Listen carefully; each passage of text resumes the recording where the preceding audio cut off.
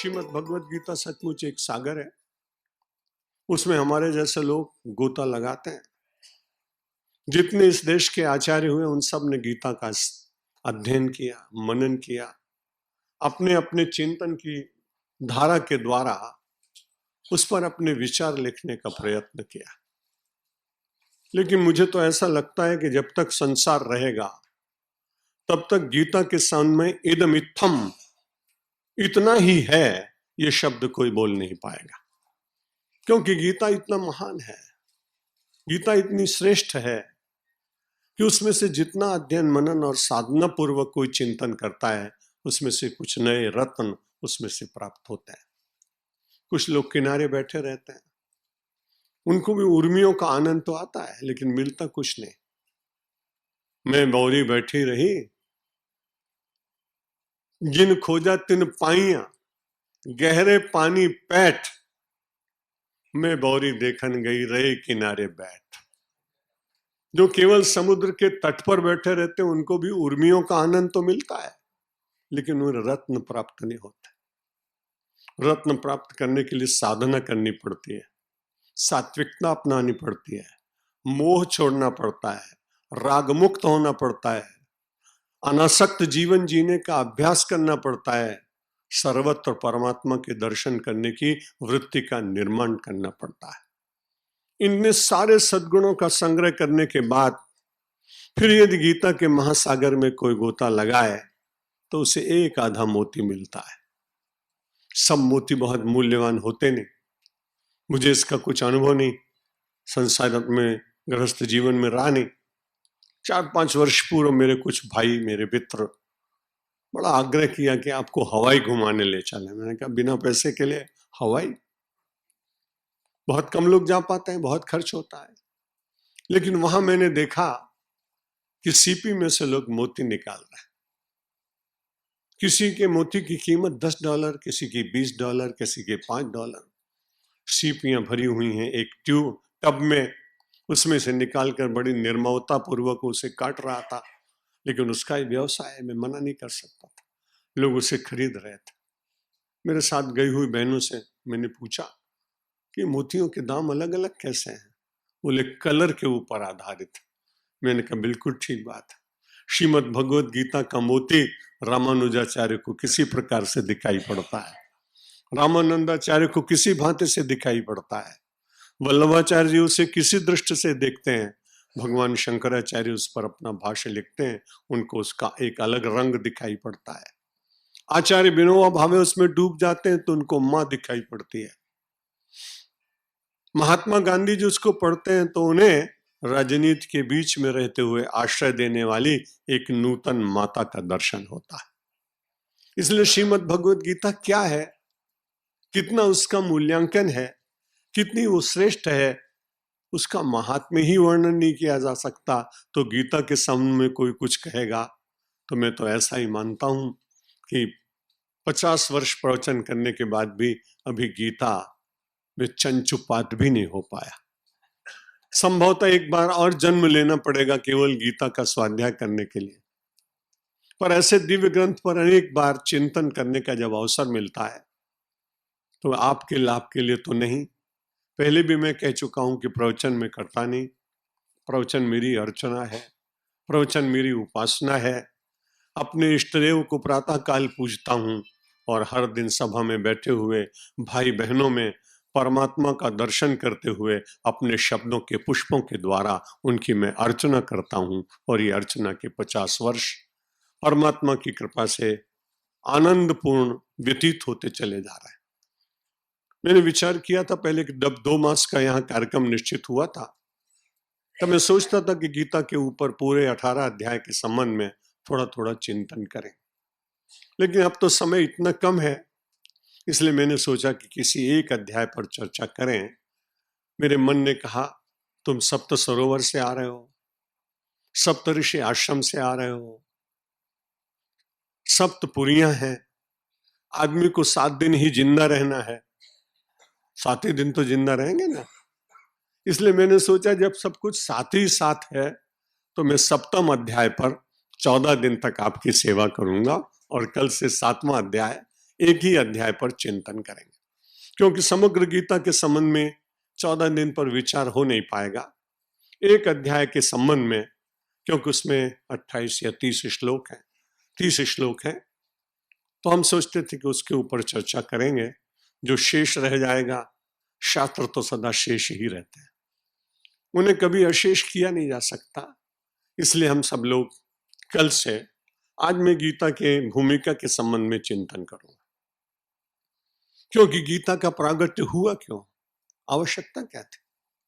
इससे पहले बहुत शास्त्र थे। धर्म का मूल तो वेद माना जाता है और समस्त ज्ञान के आकर, कोश, आलय, ये तो उपनिषद माने जाते हैं। इससे पहले भी बहुत ग्रंथ थे, पर श्रीमद् भगवद गीता के ही प्रादुर्भाव की आवश्यकता पड़ी क्यों। इसलिए मुझे तो अपने आप ऐसा लगता है कि भगवान श्री कृष्ण ने, लोग कहते हैं बड़ी कृपा करके और अर्जुन को गीता सुनाई, जरूर कृपा की होगी। मेरे अपने मंतव्य से वो मंतव्य मेरा गलत भी हो सकता है। अगर अर्जुन के मन में विषाद न जागता तो निश्चित मानिए कि श्रीमद् भगवद गीता का प्रणयन न होता। जब अर्जुन के मन में विषाद जागा तो भगवान श्री कृष्ण को रात भर नींद नहीं आई होगी, ऐसा मैं मानता हूं।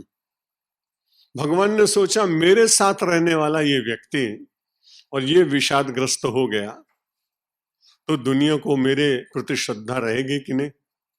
इसलिए मैं तो ऐसा मानता हूं कि अपने एग्जिस्टेंस की रक्षा करने के लिए भगवान श्री कृष्ण ने अर्जुन को गीता सुना। जब अस्तित्व के ऊपर संकट आता है ना, तो व्यक्ति को बहुत चिंता होती है। जब भूकंप आता है तो एक दूसरे को लोग नहीं बचाते हैं, अपने प्राणों की अधिक चिंता होती है। यदि भगवान के साथ रहने वाला आहार निद्रा सन भोजनेशु, भगवान के साथ वो भोजन में भी साथ में है, निद्रा में भी साथ है, भ्रमण में भी साथ है, सुख में भी साथ है, मैत्री में भी साथ है। भगवान तो कहते हैं धनंजय मेरी आत्मा है, और धनंजय कहता है श्री कृष्ण मेरी आत्मा है। उस समय भगवान ने सोचा यदि एक अर्जुन को ही मैं ज्ञान प्राप्त न करा सका तो आगे आने वाली पीढ़ी ये कहेगी छोड़ो ना श्री कृष्ण को, वृंदावन में नाचने दो, रास रचाने दो, द्वारिका का राजा रहने दो।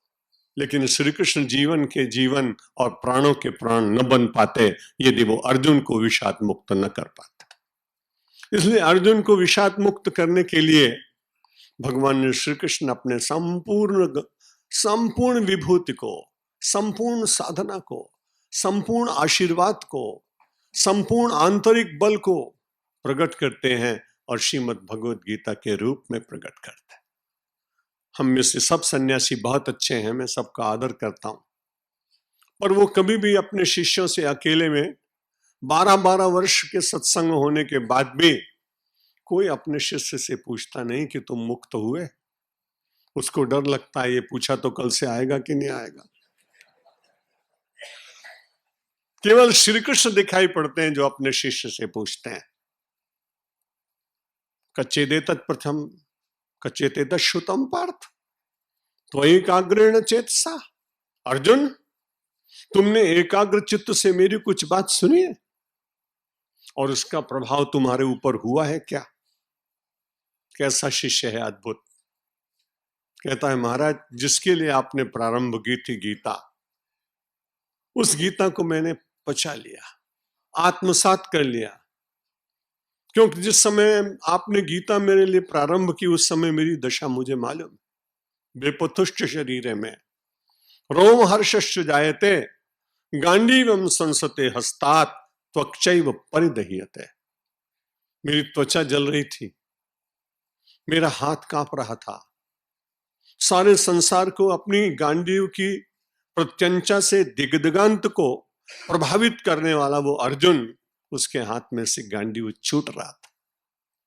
किसी योद्धा की ऐसी दयनीय स्थिति संसार में होती है क्या? और ऐसी दयनीय स्थिति में खड़े होने पर भी मुझे बहुत आप श्रेष्ठ लगते मेरे भगवान। सचमुच आप मेरे ईश्वर हैं, क्योंकि ऐसी स्थिति में मैंने आपको ज्ञान का उपदेश किया। पूरा पहला अध्याय आप पढ़िए, वो कह रहा युद्ध करने से ये हानि होगी, ये हानि होगी, ये हानि होगी। मुझे भगवान श्री कृष्ण इसलिए प्रणव में अधिक लगते हैं कि अपने शिष्य और अनुगत के द्वारा उपदेश श्रवण कर रहा है। हमारे सामने कोई हमारा शिष्य अपने ज्ञान की बात करने लगे तो हम कहेंगे बहुत ढाईपण नहीं बताओ, छानो मानो बैसी रहे। लेकिन भगवान श्री कृष्ण युद्ध के मैदान में खड़े और अर्जुन उन्हें खूब अच्छी अच्छी बातें सुना रहे हैं। वर्ण शंकर प्रजा हो जाएगी, सारे संसार में अनीति फैल जाएगी, श्राद्ध देने वाला कोई शेष नहीं बचेगा। भगवान श्री कृष्ण की यही विशेषता हम सब भक्तों को अपने जीवन में लाने का प्रयत्न करना चाहिए। इतने बड़े उपदेश श्रवण करने के बाद भी भगवान शांत खड़े हुए हैं। केवल गुरु ही बोलना न जाने, कभी शिष्य भी कुछ कहता हो तो गुरु बड़ी शांति से उसको सुने, भले वो बात उचित ना भी हो तो भी सुने, क्योंकि उसकी अनुचित बात सुनने के बाद उसे औचित्य क्या ये बताने का अवसर मिलेगा ना। यदि वो अपने भीतर से खाली नहीं होगा, वो रिक्त नहीं होगा, घुटन बनी रहेगी, फ्रस्ट्रेशन होगा, निरंतर बार बार सोचा ही करेगा कि ये ठीक है कि नहीं ठीक है। इसलिए एक बार भगवान ने सोचा कि इसको खाली होने दो। मेरे प्रवचनों में कई बार आपने खालीपने की प्रशंसा सुनी, फिर से याद दिलाता हूं। सुराही बहुत अच्छी होती है, सोने की भी हो सकती है, चांदी की भी हो सकती है, मिट्टी की भी हो सकती है, डायमंड डेक्ट भी हो सकती है। अगर कोई अरब का बादशाह हो तो वो अपनी सुराही के ऊपर डायमंड लगाता। लेकिन बड़ी विचित्र बात है कि सुराही में पानी भरा हुआ ठीक है, बहुत महंगी है, लेकिन उसके सामने एक चषक रखा है, एक प्याला रखा है, एक गिलास रखा है। वो सुराही को देखता और बड़ा मस्त है। सुराही ने देखा ये प्याला मुझसे ज्यादा सुखी दिखाई पड़ रहा है, इसे अपनी बिल्कुल चिंता नहीं, मुझे अपनी चिंता बहुत हो रही है। सुराही ने पूछा तुम बड़े प्रसन्न दिखाई पड़ते हो, तुम बड़े निश्चिंत दिखाई पड़ते हो। उसने कहा सुराही तुम्हें मालूम है मैं रिक्त हूं, जो रिक्त होता है वही भरा जाता है, भरे को कोई भरता नहीं। तही दस्तों का दर्जा अहले दौलत से ज्यादा है, सुराही सिर झुका देती है जबकि जाम आता है।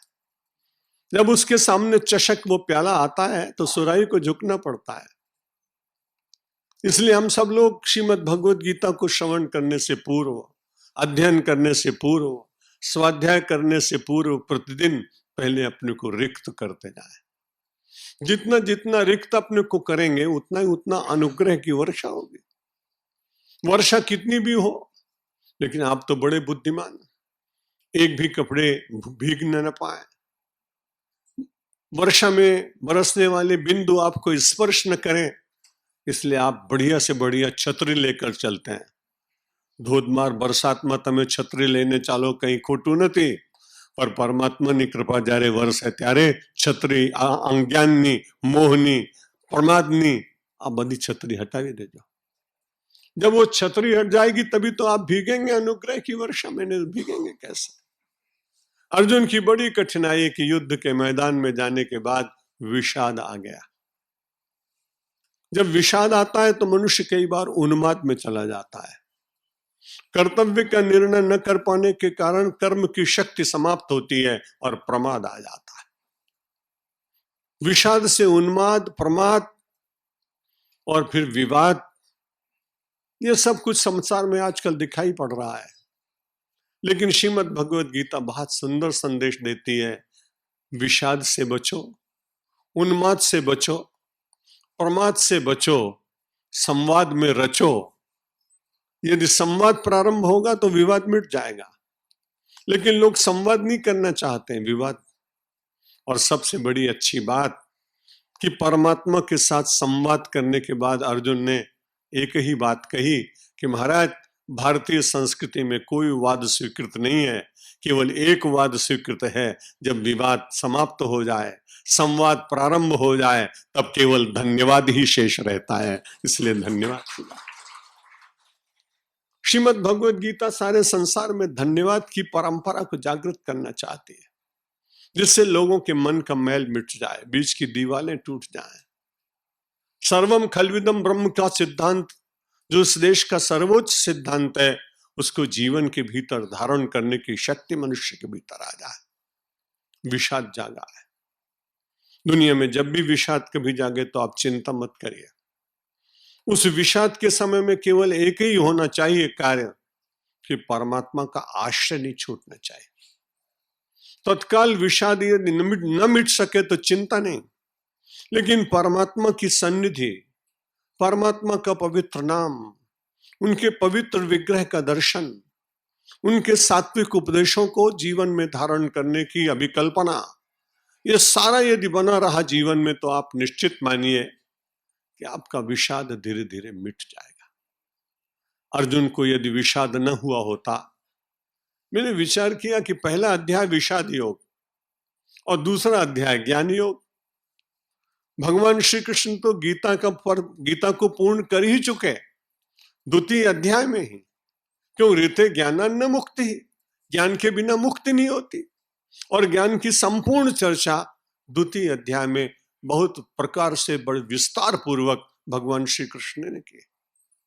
लेकिन ज्ञान प्राप्त होने के बाद भी ज्ञानी क्या करेगा? इसलिए स्वाध्याय प्रवचनाभ्याम मां प्रमदितव्यम, स्वाध्याय और प्रवचन में प्रमाद नहीं करना चाहिए। इसलिए अर्जुन ने कहा कि महाराज, आपने ज्ञान योग तो सुना दिया, लेकिन आपकी चर्चा, आपके श्रीमुख से जो कुछ निकल रहा है वो इतना आनंददायी है कि आप इससे विराम मत दीजिए। और अभी अर्जुन देख रहा है, सेल्फ इंट्रोस्पेक्शन चल रहा है, आत्मनिरीक्षण चल रहा है। हमारे सब श्रोताओं को, जो बड़े लाखों की संख्या में एकत्र होते हैं बड़े बड़े कार्यक्रमों में, ये सब वंदनीय हैं। उनको एकत्र करने वाले महापुरुष भी प्रणम्य हैं। लेकिन कथा सुनने के बाद, प्रवचन सुनने के बाद, इस देश में आत्मनिरीक्षण करने की परंपरा निश्चित रूप से बहुत कम हुई। यदि व्यक्ति आत्मनिरीक्षण करता रहे तो स्वाभाविक रूप से दोष अपने आप मिटते हैं। उनके लिए बहुत प्रयत्न नहीं करना पड़ता। निरीक्षण करने की वृत्ति हो साधारण तो भी उससे काम चल जाता है। आप उसके लिए सजग न हो तो भी काम हो जाता है। रात को आपके घर में चोर आ गए, आप जागृत नहीं थे, पर आपको उधरस का रोग हो गया था, आपको खांसी आ रही थी, आप इतनी जोर से खांसे कि चोर घर में घुसा और आप जोर जोर से खांसने लगे। चोर को ऐसा लगा मालिक जग रहा है। उसने अपने मित्र से कहा, इस घर में चोरी नहीं करेंगे। क्यों? मालिक जग रहा है। दूसरे दिन प्रातः काल लोगों ने देखा पैरों के चिन्ह। घर के लोगों ने कहा कि चोर तो आए थे, लेकिन चोरी कुछ भी नहीं हुई। आपस में विमर्श हुआ तो बोले, काका आप रात को बहुत जोर जोर से खांस रहे थे क्या? अरे बोले 3 मिनट तक खांसी बंद ही नहीं हुई। बोले उसी समय चोर आए होंगे और वो लौट गए। यदि चोर को ये पता हो कि मालिक जग रहा है, दोष को यदि ये पता हो कि व्यक्ति आत्मनिरीक्षण कर रहा है, तो दोष धीरे धीरे अपने आप समाप्त हो जाए। इसलिए हम सब लोगों का प्रवचन और स्वाध्याय के बाद में आत्मनिरीक्षण के लिए मनन करने की बात कही। श्रोतव्यो, मंतव्यो, निदिध्यासितव्यश्च। 3 प्रक्रियाओं के द्वारा प्रवचन और कथा जीवन में उतरती है। श्रवण के द्वारा बड़ा अच्छा है, समय का सदुपयोग होता है। कई बार लोग दूसरी दृष्टि से भी जाते हैं। विनोद की बात है, दिल्ली में डोंगरे महाराज की कथा हो रही थी। उस दिन मुझे कहीं भोजन की व्यवस्था बन नहीं पाई, इसलिए मैंने अपने चालक से कहा, भाई भूख बहुत लगी है और दिल्ली में यहाँ एक पराठे वाली गली है, वहां तू चुपचाप चला जा और भाई मैं गाड़ी में बैठ के खा लूंगा, भूख लगी, एक पराठा लिया। बड़ा पागल सा वो ड्राइवर, उसको सूचना देने की क्या जरूरत थी? उसने कहा, अच्छा सा बनाना पराठा, स्वामी जी के लिए ले जा रहा हूं। उसने नाम सुना तो वो खुद पराठा लेके आया। मैं तो बड़े संकट में पड़ गया कि भाई तुमने ऐसा क्यों किया। बोले नहीं महाराज, आपके लिए पराठा ने जल्दी जल्दी बनाया, पर मेरे को जाना है लाल किले मैदान पे। ब्रजभाषी था, ब्रजभाषा में बोला, एक महाराज आयो है, बहुत अच्छी कथा करे, मैं तो डब्बा के सामने बैठ जाऊं, टेलीविजन के सामने थोड़ी देर सुनूं, और सुनते सुनते मुझे नींद आ जाए। फिर शाम को जब कोई जय कान्हा कारा बोले तो मैं उठ जाऊं, 4 रुपया में 8 पूड़ी और 2 लड्डू खाए को मिले महाराज। मैंने कहा तू बड़ा अच्छा आदमी है, अब क्या सोच रहा है? बोले मेरी तो ये इच्छा है कि जिंदगी भर डांगरे महाराज रहे तो मेरे लाख रुपया तो जरूर बच जाएंगे। वो श्रवण का फल केवल अर्थ से जोड़ता है। श्रवण का फल तो है, लेकिन श्रवण के बाद मनन का फल है। मनन के बाद में आचरण में किंचित मात्र आ जाए तो निधिध्यासन का फल है। अर्जुन को मैं इसीलिए प्रणम्य मानता हूं, उसने अपने विषाद का खूब खुले रूप से वर्णन किया। अपने दोष का वर्णन अपने महापुरुष के सामने कर देने से दोष वैसे भी समाप्त होता है। हमसे कोई भूल हो जाए तो मैं अपने पिताजी माताजी से जल्दी जल्दी नहीं कह सकता हूं, लेकिन कोई साहसी बालक अपने उस दोष को अपने माता पिता के सामने प्रकट करे तो माता पिता उसकी पीठ पर हाथ फेरते हैं, तुम मनुष्य हो, ऐसी भूल संभावित है, लेकिन अब दोबारा मत करना। अब उसके प्रेरक और उसके रक्षक उसके माता पिता बन जाते हैं, उसका गुरु बन जाता है। इसलिए अर्जुन ने सोचा मैं अपने मन के साथ जितने दोष हैं उन सब का वर्णन अपने आराध्य के सामने करूंगा, और फिर मुझे श्री कृष्ण भगवान चुपचाप खड़े। आपके परिवार में भी कोई बहुत ज्यादा बोलता हो, आपसे निवेदन है कि आप उस समय चुपचाप खड़े रहिए, बोलिए मत। और जब आप बोलना बंद कर देंगे अपने किसी प्रिय व्यक्ति से, एक बड़ी पीड़ा जागती है, आपको अनुभव होगा। जब कोई आपका प्रियजन आपसे नहीं बोलता है तो आपको सबसे ज्यादा व्यथा के क्षण वही होते हैं। 2 मित्रों के बीच में बोलना बंद हो जाए तो मित्र बड़ा छटपटाता है। वो कहता है भाई ऐसी क्या गलती हो गई कि तुमने उससे बोलना ही बंद कर दिया। भगवान ने सोचा भी इससे बोलना बंद करना पड़ेगा तभी काम चलेगा। भगवान श्री कृष्ण अर्जुन को बहुत प्रिय है, और पहले अध्याय को समाप्त होते होते दूसरे अध्याय में पहुंचते पहुंचते भगवान श्री कृष्ण मौन। अब अर्जुन का मोह गलित हो रहा है। प्रिय को प्रसन्न करने के लिए जो कुछ भी बलिदान करना पड़े व्यक्ति करता ही।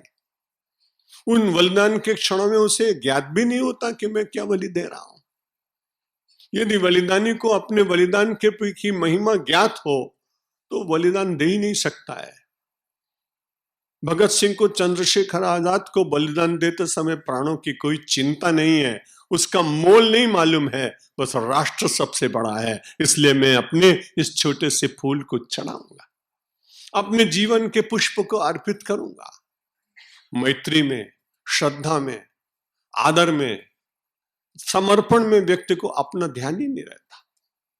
इसलिए अर्जुन ने मन में विचार किया कि मुझसे जिसके बिना बोले मैं रह नहीं सकता, और ये बोल नहीं रहे हैं। अब उसने सोचा उपाय क्या है। जो भूल उससे हो गई थी अब समझ में आने लगी। समझ में आते आते वो तुरंत कहता है महाराज अब तो बोलो। क्यों बोलूं?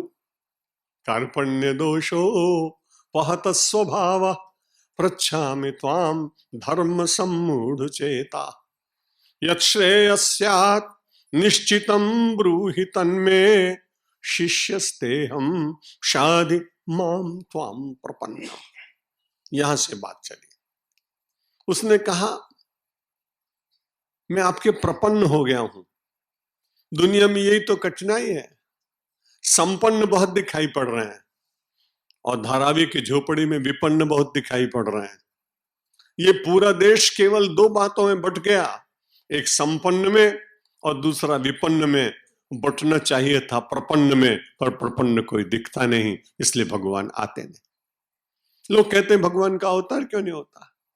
हम संपन्नता में जी रहे हैं, हम विपन्नता में जी रहे हैं, लेकिन मेरे जीवन में और आपके जीवन में जो सर्वश्रेष्ठ सद्गुण है वो प्रपन्नता का, वो ईश्वर की कृपा से आता है। उसके बिना मनुष्य साधना करे, करने चाहिए, लेकिन जब तक प्रपन्न नहीं होगा। प्रपन्न का अर्थ होता है अपने किसी भी बल का किंचित मात्र अभिमान नहीं। अभी हम सब लोगों के भीतर कहीं ना कहीं कोई अभिमान बैठा ही रहता है। अवसर पाकर वो जागृत होता है, बड़ी कठिनाई होती है व्यक्ति को। इसलिए अर्जुन ने विचार किया कि अब क्या करना चाहिए। सोचा अब मैं अपने को समर्पित करता। समर्पण ही वो सबसे बड़ी साधना के क्षण है जहां परमात्मा को विवश करते हैं, मिलन करें। परमात्मा विवश होता है उस प्रपन्न से मिलने के लिए। विभीषण परमात्मा श्री राम को प्रपन्न होता है, सुदामा भगवान श्री कृष्ण के पे विपन्न होते हैं, विदुर विपन्न होते हैं, द्रौपदी विपन्न होती है। और आप इन सब के जीवन में देखिए अपने बल का कोई प्रयोग नहीं, पूरी तरह से समर्पित। तब परमात्मा ने कहा अब जब तुम्हारे पास कुछ है ही नहीं तो मैं ही तुम्हारा सब कुछ बनूंगा। कार्पण्य दोषो पहत स्वभावः। अर्जुन अपनी भूल को स्वीकार करते हुए कहता है क्षत्रिय का मेरा स्वभाव, शौर्य मेरा जीवन, युद्ध मेरे जीवन का अंग। लेकिन कैसी विचित्र बात हुई, मेरे भीतर मोह जग गया, द्रोणाचार्य के प्रति जाग गया, भीष्म पितामह के प्रति जाग गया। बड़ी कठिनाई है। अपने ही समाज का, अपने ही परिवार का व्यक्ति दुराचारी हो और हम उसका पक्ष लेने लगते हैं, और बड़ी कठिनाई है। जब ऐसा होने लगता है तभी समाज के भीतर दोष उत्पन्न होता है। भगवान श्री कृष्ण ने अर्जुन को कहा यदि इसी प्रकार का आचरण कोई दूसरे समाज का व्यक्ति करे तो तुम क्या करोगे। एक अबला स्त्री की लाज जा रही हो और दूसरे परिवार का 80 वर्ष का वृद्ध शक्ति संपन्न होने पर भी आंखें बंद कर ले तो अर्जुन तुम क्या करोगे। अर्जुन ने बोला कि ऐसे तो पूज्य को मैं पूज्य नहीं मानूंगा। तो बोले भीष्म पितामह ने क्या किया, यही तो किया। द्रोणाचार्य ने क्या किया, यही तो किया। जिनको बात मानती थी, जिनको समर्पित हुई थी, उन युधिष्ठिर ने क्या किया, यही तो किया। नकुल सहदेव भीम सबने क्या किया। जब उसने देखा कि कोई संसार में जिनसे जिनसे संबंध बांधे थे, विपत्ति के अत्यंत कठिन क्षणों में वे मेरे कोई काम ना आए, तो परमात्मा श्री कृष्ण को उसने कहा संपन्न व्यर्थ गए, अब तो केवल प्रपन्न ही बन के रहूंगे। तभी भगवान श्री कृष्ण प्रकट होते हैं। जीवन के इस सद्गुण को जागृत करने की बड़ी आवश्यकता है। एक समय में हो सकेगी, कहना कठिन है। एक जन्म भी अपूर्ण होगा, ऐसा भी लगता है। यदि ऐसा न होता तो भगवान श्री कृष्ण कहते कि हिंदू और सनातन धर्मी को तो बड़ा लाभ, दूसरे धर्मावलंबियों की मैं निंदा नहीं करता, लेकिन उनकी बड़ी कठिनाई। उन सब लोगों को जमीन के भीतर पड़े पड़े बहुत वर्ष बीत जाएंगे। जब कयामत का दिन आएगा तब न्यायालय खुलेगा, तब उसके बाद निर्णय होगा। हमारे लिए तो बड़ी सुविधा है, हम गए और वस्त्र परिवर्तन हुआ और कहीं न कहीं हमें फिर से अपने जीवन के कार्य को अग्रसर करने का अवसर मिला। हिंदू धर्म और सनातन धर्म की यही विशेषता है, यह निराशा नहीं। जितना हमने सत्कर्म किया, जो शेष रह गया उसके लिए बड़े आनंद के साथ गए कि भगवान कुछ कार्य शेष रह गए हैं जो आपने मुझसे कराने प्रारंभ किए थे। अब वो जो शेष रह गए मैं जा रहा हूं। परमात्मा कहेंगे कोई चिंता नहीं, जो तुम्हारा जितना संग्रहित है उसमें से कुछ गड़बड़ होने वाला नहीं। जैसे आप एफडी में जमा कर दे पैसा तो निश्चित रूप से उसका ब्याज बढ़ता है, चक्रवर्ती ब्याज लगता है। चक्रवृद्धि 10 साल 15 साल के बाद ले तो कितना ज्यादा मोटी रकम हो जाती है। भगवान ने कहा तेरे सत्कर्म सब सुरक्षित हैं। जिनके पास संपन्नता नहीं है लेकिन शुचि नाम जो पवित्र हैं, रामकृष्ण देव के पास तो भोजन का प्रबंध नहीं, चैतन्य महाप्रभु के पास भोजन का प्रबंध नहीं, तुकाराम के पास भोजन का प्रबंध नहीं, ज्ञानेश्वर तो समाज से अभिशप्त महापुरुष, लेकिन अद्भुत ज्ञानेश्वरी दे गए। यदि ज्ञानेश्वरी हट जाए तो मराठी साहित्य आधा रह जाए, ऐसा लोगों की मान्यता। तो शुचि नाम श्रीमताम गे का अर्थ है कि केवल संपन्न लोगों के यहाँ नहीं, पवित्र संपन्न लोगों के यहाँ भी भगवान अंश रूप से आ सकते हैं। और जिनके पास संपन्नता बिल्कुल ना हो, ऐसी गरीब की झोपड़ी में भी पवित्रता के कारण आ सकते हैं। इसलिए बहुत महापुरुष हमारे देश में हुए। राजकुल में उत्पन्न होने वाले गौतम बुद्ध और महावीर को छोड़कर आप देखें सब पर्ण कुटीर में आने वाले लोग, बड़े सामान्य लोगों के यहाँ उनका जन्म हुआ, लेकिन जिनके यहाँ जन्म हुआ उनके माता पिता, उनके कुल, उनके परिवार पूरी पवित्रता में जीवन जीने का यत्न करते रहे। दरिद्रता उनके लिए सौभाग्य का चिन्ह बन गई, वे कभी उसमें रोए नहीं, उसकी उन्होंने चिंता नहीं की। जितने अच्छे श्रेष्ठ पुरुष हैं आप इतिहास पढ़ेंगे। भगवान श्री कृष्ण ने अर्जुन से कहा तो चिंता मत कर, अब तू मुझसे कह रहा है कि मैं क्षत्रिय था, लेकिन मेरे स्वभाव के ऊपर मोह ने ऐसा आवरण डाला, मेरा स्वभाव ही उपहत हो गया। कार्पण्य दोषो पहत स्वभाव, स्वभाव को बदलना बहुत कठिन होता है। हमारे एक पूज्य स्वामी नारदानंद सरस्वती जी महाराज नैमिषारण्य में थे। बचपन में मैं उनके आश्रम में कुछ दिन तक पढ़ा भी हूं। वहां एक दिन मेला लगा नैमिषारण्य में, दंडी स्वामी थे, तो दंड लेने के लिए 2-4-10 लोग आए, उन्होंने दीक्षा दे दी। मेला था, दंडी महात्मा सब देख के शिविर में ठहरे थे। प्रातःकाल लोगों ने देखा कि लोगों के दंड और कमंडल जहां जहां रखे थे वहां नहीं। बड़ी चिंता हुई। पूज्य स्वामी जी महाराज में तो बालक था उस समय, मैंने देखा बड़ी विचित्र बात है, सन्यासियों में ऐसी बात, बड़ी बदनामी होगी। उन्होंने जितने नवदीक्षित सन्यासी थे सबको बुलाया और उन्होंने थोड़ी क्रोध की मुद्रा में पूछा, ये सब कैसे घटा है? उसमें से एक व्यक्ति ने बोला, महाराज मैं पहले चोरी करता था। तो तुमने सन्यास क्यों लिया? उन्होंने कहा मुझे वैराग्य हो गया। तो ऐसी घटना क्यों घटी? उसने कहा महाराज चोर चोरी करना छोड़ देता है लेकिन हेरा फेरी तो करता ही है, इसलिए मैंने दंड कमंडल उठा के इधर उधर रख दिया। स्वभावो दुरतिक्रम, स्वभाव का अतिक्रमण करना ये बहुत कठिन है। इसलिए अर्जुन ने कहा महाराज यद्यपि मेरा क्षत्रिय का स्वभाव, लेकिन परिस्थितियों ने, परिवेश ने, चिंतन के अभाव ने, आपके प्रति क्षणिक श्रद्धा समाप्त होने से और मेरा आच्छादित हो गया और कायरता के दोष से मंडित हो गया। मैं बहुत लज्जित हूं। आज की अंग्रेजी भाषा में उसने कहा आई एम वेरी सॉरी, मैं बहुत ही दुखी हूं, प्रकट करता हूं। वहां तो इतने में काम चल जाता है ना। उसने कार्पण्य दोषो पहता स्वभाव प्रच्छामि त्वाम धर्म सम्मूढ़ चेता, कर्म सम्मूढ़ चेता नहीं कहा है, अर्थ सम्मूढ़ चेता नहीं कहा है। मनुष्य अर्थ और काम के द्वारा कई बार सम्मूढ़ होता है निश्चित रूप से, लेकिन धर्म में यदि सम्मूढ़ हो जाए तो बहुत कठिन है। अर्थ का मोह भी कभी कभी छूटता है। कब छूटता है? जब बगल वाला कोई व्यक्ति अपनी सारी संपत्ति को यूं ही छोड़कर चला जाता है। तब 2 क्षण के लिए आदमी विचार करता है कि देखो उसके पास इतना था लेकिन सब छूट गया। काम के संबंध में भी जागा हुआ मोह मिट जाता है जब कोई स्वरूपवान व्यक्ति किसी भयंकर रोग से पीड़ित होकर न हाथ हिला पाता है, न बोल पाता है, न आंखें में अपनी मुद्राओं से कुछ कह पाती हैं। तब दूसरा व्यक्ति सोचता है रूप का घमंड कैसा, अर्थ का घमंड कैसा। लेकिन बड़ी कठिनाई, धर्म के संबंध में कोई सम्मूढ़ हो जाए तो अब कैसे उसको प्रेरणा मिलेगी? उसे तो कोई सद्गुरु, कोई भगवान, कोई सत्पुरुष, कोई मार्गदर्शक, कोई सद्विचार, कोई श्रेष्ठ चिंतन ही उसको जगा सकता है।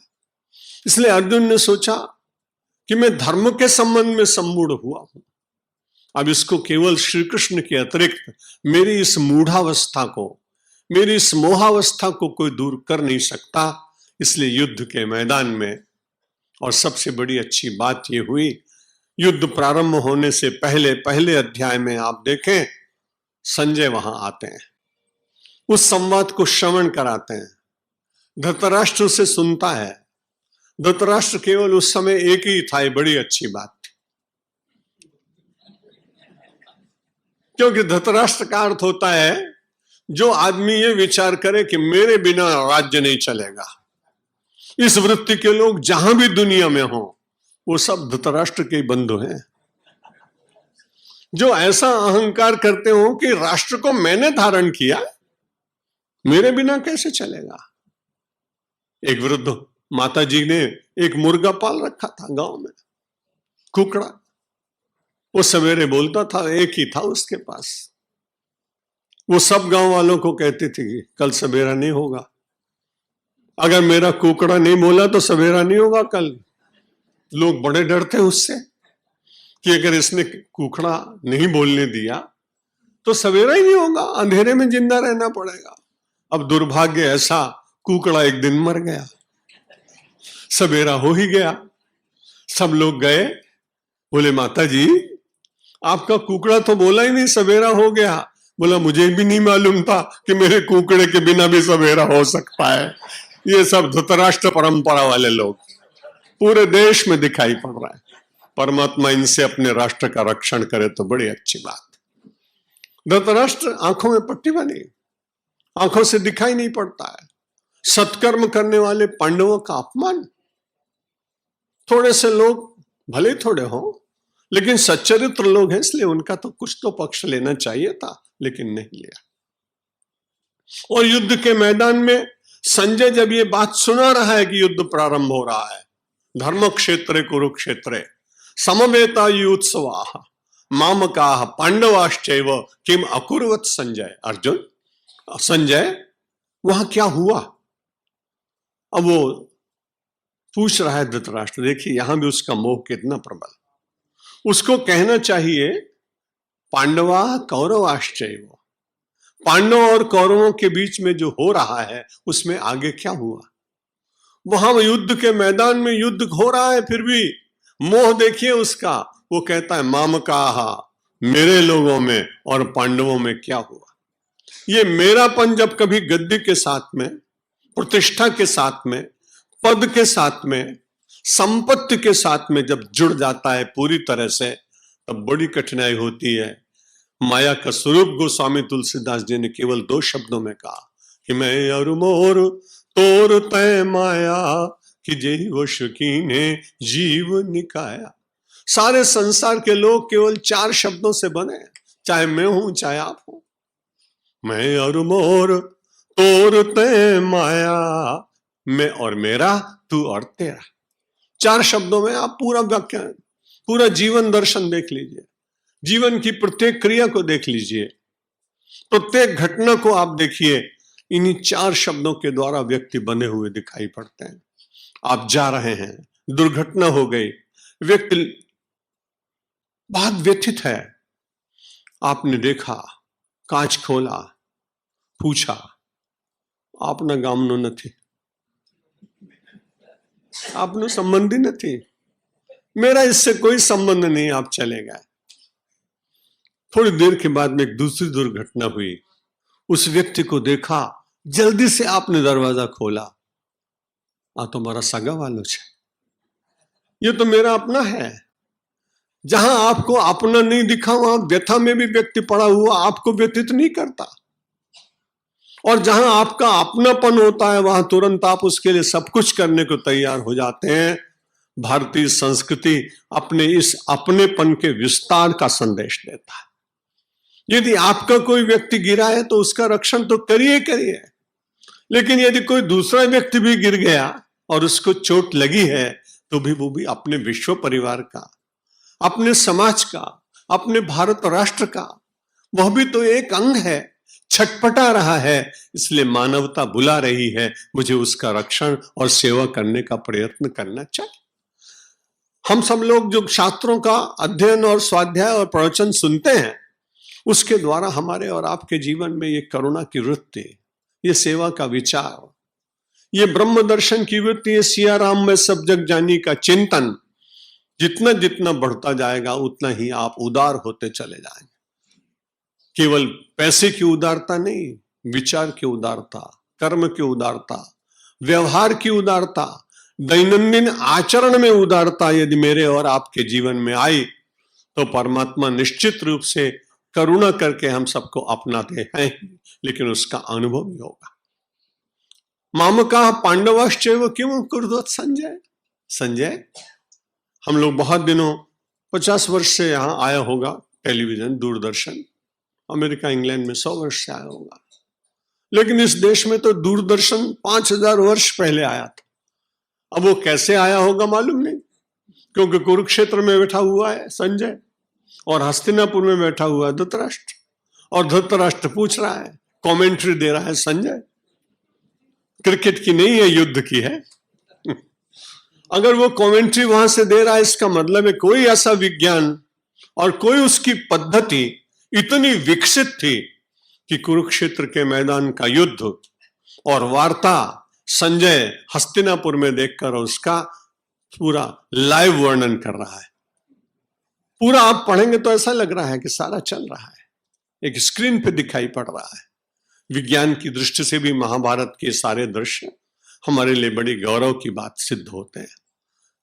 जब उसने पूछा कि वहां क्या हो रहा है तो सब बताया।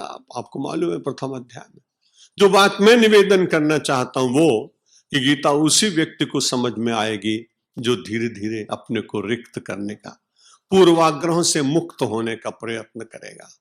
आग्रह जहां होते हैं वहां ग्रंथि होती है, और जहां ग्रंथि होती है वहां ग्रंथ कुछ नहीं कर पाते। इसलिए हम लोगों को ग्रंथ से भी मुक्त होना चाहिए और ग्रंथ से भी मुक्त होना चाहिए।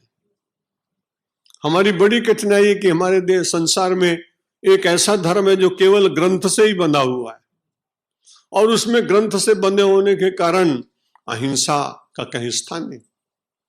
जिहाद की बात ही सब कुछ है, क्योंकि ग्रंथ में लिखी हुई है। यदि समाज ग्रंथ से बन जाएगा तो हिंसा होगी, और यदि व्यक्ति केवल विचारों की ग्रंथि में बन जाएगा तो उसका तालाब सूखेगा और वो तलैया में बैठ जाएगा, किसी छोटे से तालाब में बैठेगा। वो सरिता का आनंद नहीं ले सकता, सरोवर का आनंद नहीं ले सकता, सिंधु का आनंद नहीं ले सकता। इसलिए श्रीमद् भगवत गीता वो समुद्र है, वो दरिया है, वो उदारता का अद्भुत ग्रंथ है जहां सारे संसार को संदेश दिया गया। महात्मा गांधी जैसे पूज्य राष्ट्र पितामह, जब किसी ने पूछा कि इतने अंग्रेजों की चाल में से आप बच जाते हैं, बड़े प्रसन्न रहते हैं, कभी उदास भी होते हैं, तो थोड़ी देर के बाद पुनः प्रसन्नता आ जाती है, तो उन्होंने कहा कि भाई ऐसा है, दो का सहारा लेता हूं, एक राम नाम का सहारा लेता हूं और एक अपनी माता की गोद में बैठ जाता हूं।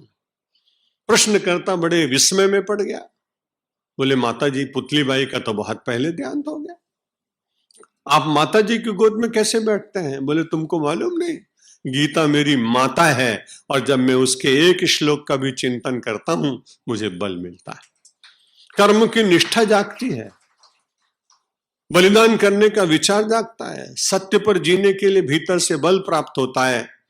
नाम के सहारे से मुझे बहुत बड़ा अंतर का बल मिलता है, हृदय का बल मिलता है। दो ही चीजों से हमारा और आपका जीवन चल रहा है, एक हृदय से चल रहा है, एक बुद्धि से चल रहा है।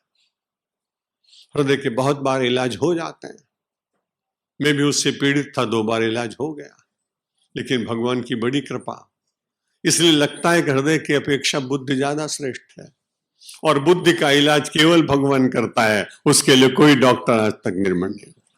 किसी आदमी ने नहीं कहा कि शल्य चिकित्सा करके उसने उसकी बुद्धि बदल दी। बुद्धि जब भी बदलनी होगी तो धीमे धीमे योना प्रचोदयात के द्वारा होगा। बुद्धि जब कभी बदलनी होगी तो शरण गए मोसे अघराशी, हो ये शुद्ध नमामि अविनाशी।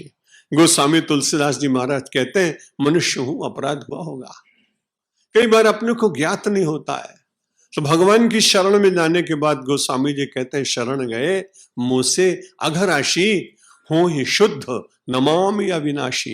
हे अविनाशी परमात्मा, मैं आपसे और कुछ नहीं मांगता हूं, हो ही शुद्ध। वो बुद्धि शुद्ध हो जाए तो बुद्धि को निश्चित रूप से शुद्ध करने का सबसे श्रेष्ठ और पवित्र ग्रंथ है और विश्व का ग्रंथ है श्रीमद् भागवत। बहुत अच्छा है, बहुत अच्छी वांग्मय स्वरूप है परमात्मा का। रामचरितमानस गोस्वामी जी की सिद्धि है, लेकिन सबसे बड़ी बात यह कि दुनिया में जो अलग अलग देशों के विचारक और फिलोसफर्स हुए हैं, उन्होंने इन दोनों ग्रंथों को उतनी महिमा नहीं दी। लेकिन शोपेनहावर से जब किसी ने पूछा कि आपकी क्या इच्छा है, उन्होंने कहा बहुत ज्यादा उम्र हो गई थी, जब मैंने गीता पढ़ना प्रारंभ किया। और गीता उपनिषत्सु, उसकी पुष्पिका में बार बार हर अध्याय के बाद आता ना। तो उसने कहा कि मैं क्रिश्चियन हूं, इसलिए मेरी बड़ी कठिनाई है कि पुनर्जन्म में विश्वास बहुत नहीं रहा। आप सनातनी हैं, आप हिंदू हैं, आप आर्य हैं, आप भारतीय हैं, आपने साधना की होगी, भजन किया होगा, पुण्य होंगे आपके। मैं आपसे एक बात कहूं, बड़ा विस्मय में पड़ गया भारतीय कि इतना बड़ा विद्वान होकर कि इतनी नम्रता से कुछ क्या मांग रहा है। उसने कहा मेरे पास जो भी होगा मैं आपको दे दूंगा, लेकिन तुम नहीं दे सकोगे, इसलिए तुमसे आग्रह करता हूं। मेरे भगवान सुनेगा कि नहीं सुनेगा, क्योंकि मैंने तो प्रार्थना ही कभी नहीं की, मैं कभी मूर्ति पूजा में माना नहीं, पुनर्जन्म पर विश्वास नहीं रहा। तुम्हारा विश्वास है, इसलिए तुमसे एक प्रार्थना करता हूं कि जब फिर से मेरा जन्म हो तो भारतवर्ष में हो और गीता पढ़ने का अवसर हो। वो शोपेनहायर की पंक्तियां हैं, मुझे स्मरण आ नहीं है, पहले मुझे बहुत याद थी वो। तो श्रीमद् भगवद गीता कितना महान ग्रंथ है, इसी से आप अनुमान लगा सकते हैं। फिर ले चलता हूं आपको अहमदाबाद से कुरुक्षेत्र के मैदान में, और वहां अर्जुन बैठा हुआ है, श्री कृष्ण के सामने हाथ जोड़कर प्रार्थना कर रहा है, महाराज क्षमा कर देना, बहुत बोला हूं। आप चुपचाप खड़े प्रतीक्षा करते रहे। मैंने अपने इस दंभ और अपनी इस अज्ञानता का जरा भी चिंतन नहीं किया, फिर भी आप मुझे छोड़ कर नहीं गए। आपने मेरे रथ के बागडोर छोड़ी नहीं, आप चुपचाप बैठे रहे। मैं आपको पता नहीं कितना ज्ञान का उपदेश देता रहा। मेरे नाथ, आज मुझे क्षमा कर दो। कार्पण्य दोषो पहत स्वभाव, मेरे स्वभाव के ऊपर आवरण चढ़ गया था। मेरे आवरण को देखोगे कि आप मुझे देखोगे, यदि मेरे आवरण को देखोगे तो आप मुझे देख न पाओगे मेरे नाथ, इसलिए आवरण हटा के मुझे देखो, मैं क्या कह रहा हूं। कार्पण्य दोषो बहुत स्वभाव, मनुष्य हूं इसलिए स्वभाव से वो अब उपात हो गया, आवरण ने इतना ढक लिया, चेतना के ऊपर अज्ञान इतना छा गया कि मैं अपने को जान न पाया। यदि आपके साथ रहकर भी आपको न जान पाया तो दुनिया क्या कहेगी।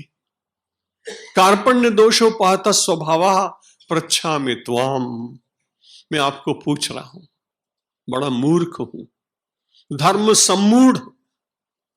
कोई आदमी किसी को कह दे तुम बड़े मूर्ख हो तो कितना बुरा लगेगा, पर आत्म स्वीकृति कितनी गहरी। भगवान से कह रहा मूढ़ नहीं हूं, महामूढ़ हूं। धर्म सम्मूढ़ चेता, मेरा संपूर्ण चित्र मेरे मोह ने मुझे बांध लिया। मैं अपने ज्ञान के सूर्य को प्रकट नहीं कर पाया, मेरी रश्मियां शांत हो गई, मेरा उज्जवल स्वरूप मिटता ही चला गया। आपकी सन्निधि का इतना बड़ा लाभ मिला था, पर मैंने उसे अलाभ में बदल डाला। मैं कितना पापी हूं, मुझे क्षमा कर। कार्पण्य दोषो पहत स्वभाव पृच्छामि त्वाम, धर्म सम्मूढ़ चेता, प्रेय आपने मुझे बहुत दिया महाराज। एक राजा के पुत्र को जितना संसार में सुख मिलना चाहिए था वो सब मिला। प्रेय की आकांक्षा नहीं। हम और आप सत्संगी होने के बाद भी प्रेय ही प्रेय मांगते हैं भगवान से। ईश्वर करे कि कभी मेरे और आपके भीतर से श्रेय शब्द भी प्रकट हो और प्रेय धीरे धीरे मिटता चला जाए। अर्जुन ने कहा यच्छ्रेय स्यात्, मैं इतना अज्ञानी हूं कि अब मुझे दिखाई नहीं पड़ रहा, अंधेरा छा गया, मुझे मार्ग दिख नहीं रहा, पगडंडी दिख नहीं रही, राजमार्ग दिख नहीं रहा। इसलिए अब मैं हाथ जोड़ के आपसे कहता हूं यच्छ्रेय स्यात्, जिसमें मेरा कल्याण हो महाराज, जिसमें मैं बंधन से मुक्त हो जाऊं, जिससे मैं अपनी देह से देहातीत अवस्था का अनुभव कर लूं, जिसमें मैं देह रहते हुए विदेह बन जाऊं, ऐसी मेरे पर कृपा करो आप। यच्छ्रेय स्यात्। फिर अर्जुन को डर लग रहा है कि भगवान है बड़े छलिया हैं, दो तरह की बातें करना इनको बहुत आती। श्री कृष्ण भगवान नीति के बहुत बड़े आचार्य हैं, इसलिए आवश्यकता पड़ने पर कोई ऐसी बात भी कहते हैं जिसके दो अर्थ होते हैं। इसलिए अर्जुन ने सोचा कहीं ऐसी बात मेरे साथ ना हो, पहले सीधी सी बात कहता है यच्छ्रेय स्यात् निश्चितम ब्रूहि। इसलिए निश्चय पूर्वक बताइए कि मेरे जीवन का मार्ग क्या है। यश्रेय स्यात् निश्चितम ब्रूहि तन्मे। भगवान से इतनी बात कहने के बाद भगवान अब बोले, क्यों कहूं मैं तुझको, मैं क्यों कहूं तुझे? वो कहता है कहना पड़ेगा। क्यों? शिष्यस्ते हम, मैंने आज आपका शिष्यत्व स्वीकार किया है, और जब मैंने आपको अपने जीवन का मार्गदर्शक और गुरु बना लिया तो अब कहां जाऊंगा मैं? बड़े अधिकार पूर्वक कहता है शिष्यस्ते हम, मैं आपका शिष्य हूं। शाधिमाम, मुझे ज्ञान का मार्ग दीजिए, मुझे प्रशस्त मार्ग बताइए, क्योंकि आज मैंने निश्चय कर लिया है त्वाम प्रपन्नम, आपकी शरणागति स्वीकार कर ली है। मेरा अब कुछ भी नहीं रखा है, मैंने सब जला डाला। श्री कृष्ण भगवान जो शरणागत होता है उसको बहुत स्नेह करते हैं। मनुष्य को तो करते ही करते हैं, लेकिन रात को सोते समय बांसुरी पर हाथ रख के सोते हैं, मुरली पर हाथ रख के सोते हैं। किसी दिन किसी ने पूछा, सारे संसार के मोह से विमुक्त महाराज, ये मुरली के ऊपर हाथ रख कर सोते हो? बोला तुमने देखा नहीं इसकी शरणागति किसने? लोहे की शलाका से इसको गर्म करने के बाद जब छेदा गया तो इसके भीतर से इसने अपना कुछ रखा नहीं, और इसने भी अर्जुन की तरह कहा शादिमाम त्वाम प्रपन्नम, मैं आपकी प्रपन्न हूं, इसलिए अब मेरे स्वर जितने होंगे मेरे स्वर नहीं होंगे, अब तो केवल श्री कृष्ण के स्वर ही निकलेंगे। और इसलिए भगवान श्री कृष्ण को मुरली प्रिय है, क्योंकि उसका अपना कोई स्वर नहीं, उसकी कोई अपनी गति नहीं, उसकी कोई अपनी मति नहीं, उसकी अपनी कोई रति नहीं, केवल है तो केवल शरणागति, शरणागति और शरणागति। शिष्यस्ते हम शादिमाम त्वाम प्रपन्नम, मैं आपके प्रपन्न हो गया हूं मेरे नाथ, इसलिए कृपा करें ऐसी कि मुझे ज्ञान दीजिए। अभी मैं आपको गीता की भूमिका में ले चल रहा हूं। भूमिका इतनी बड़ी है कि यदि ग्रंथ को ही पढ़ना प्रारंभ करें तो शायद भूमिका में 2-4 दिन निकल जाएं, लेकिन मैं ऐसा आपके साथ नहीं करूंगा। भगवान ने मुझे बहुत थोड़ी बुद्धि दी है, दुनिया में बहुत बड़े बड़े बुद्धिमान हैं, लेकिन मेरा काम थोड़े से चल जाता है, इसलिए बड़ी कृपा है ईश्वर की। जब उसने कहा शाधिमाम त्वाम प्रपन्नम, एक दूसरा दृश्य याद आता है। जब कोई प्रपन्न हो जाता है उसको बहुत मिलता है। हनुमान जी ने विभीषण से कहा कि तेरे भाई ने तेरा बड़ा अपमान किया, दशानन ने, चल मेरे राम के पास चल, वो बड़े प्रपन्नों को प्यार करते हैं। अब विभीषण जब वहां पहुंचा तो इसको कल्पना थी चक्रवर्ती सम्राट राम की। अब देखा उसने तो देखता है वनवासी जटाजूटधारी राम। मन में लगा, कह रहे यार कि कहां लिया है मेरे को, ये राजा बनाएंगे मुझको? मैंने सोने की लंका छोड़ दी इस वानर के कहने से। मन में बड़ा पछता रहा है। भगवान श्री राम, इसीलिए तो श्री राम, उन्होंने तुरंत अपने मित्रों को कहा जाओ समुद्र का जल लेके आओ। समुद्र का जल लेकर आए, और विभीषण का नाम विभीषण नहीं कहा, लंकेश कहकर पुकारा और जल से अभिषेक कर दिया। पहला तिलक कर दिया। अभी तो राज्य कहां है, अभी तो लड़ाई होगी, युद्ध में कौन जीतेगा कौन जानता है। विभीषण ने कहा महाराज आपने ऐसा कैसे कर दिया? उसने कहा बड़ी कठिनाई तुम्हारी नहीं है, मेरी कठिनाई है कि जो सभी तो आवा शरणाई, तो रखी हूं ताहि प्राण की नाई। शरणागत कहां जय तजहि, निज अनहित अनुमानी। ते नर पामर पापमय, तिनहि विलोकति हानि। राम जी ने कहा विभीषण, शरणागत कहां जो तजहि, अपनी शरण में आए हुए का जो परित्याग करते हैं और ऐसा सोचते हैं वहां लाभ अलाभ की चिंता करते हैं, वो व्यापारी होता है। तुम मुझे परमात्मा मान के आए हो ना, मैं व्यापारी नहीं हूं। तुम मुझे भगवान मान के आए हो, तो जो सभी तो आवा शरणाई, तो रखी हूं ताहि प्राण की नाई। तुम भयभीत होकर आए हो मेरी शरण में, मैं तुम्हें ऐसे रखूंगा जैसे कोई अपने प्राणों को रखता है। प्राणों पर संकट आ जाए पर विभीषण तुम्हारे ऊपर संकट नहीं आने दूंगा, क्योंकि शरणागत को जो छोड़ देता उनको देखने से हानि होती है, तेने विलोकते हानि। भगवान के सामने जब अर्जुन ने कहा कि महाराज शिष्यस्ते हम शाधिमाम त्वाम प्रपन्नम, मैं तो आपकी शरण में आ गया मेरे नाथ। अब बिना मुझे शिक्षा ज्ञान दिए हुए, बिना मार्गदर्शन के मैं जी नहीं सकता हूं। मेरा अब कुछ रखा नहीं मैंने। जो मेरा मोह था वो धीरे धीरे दूर होता जा रहा है।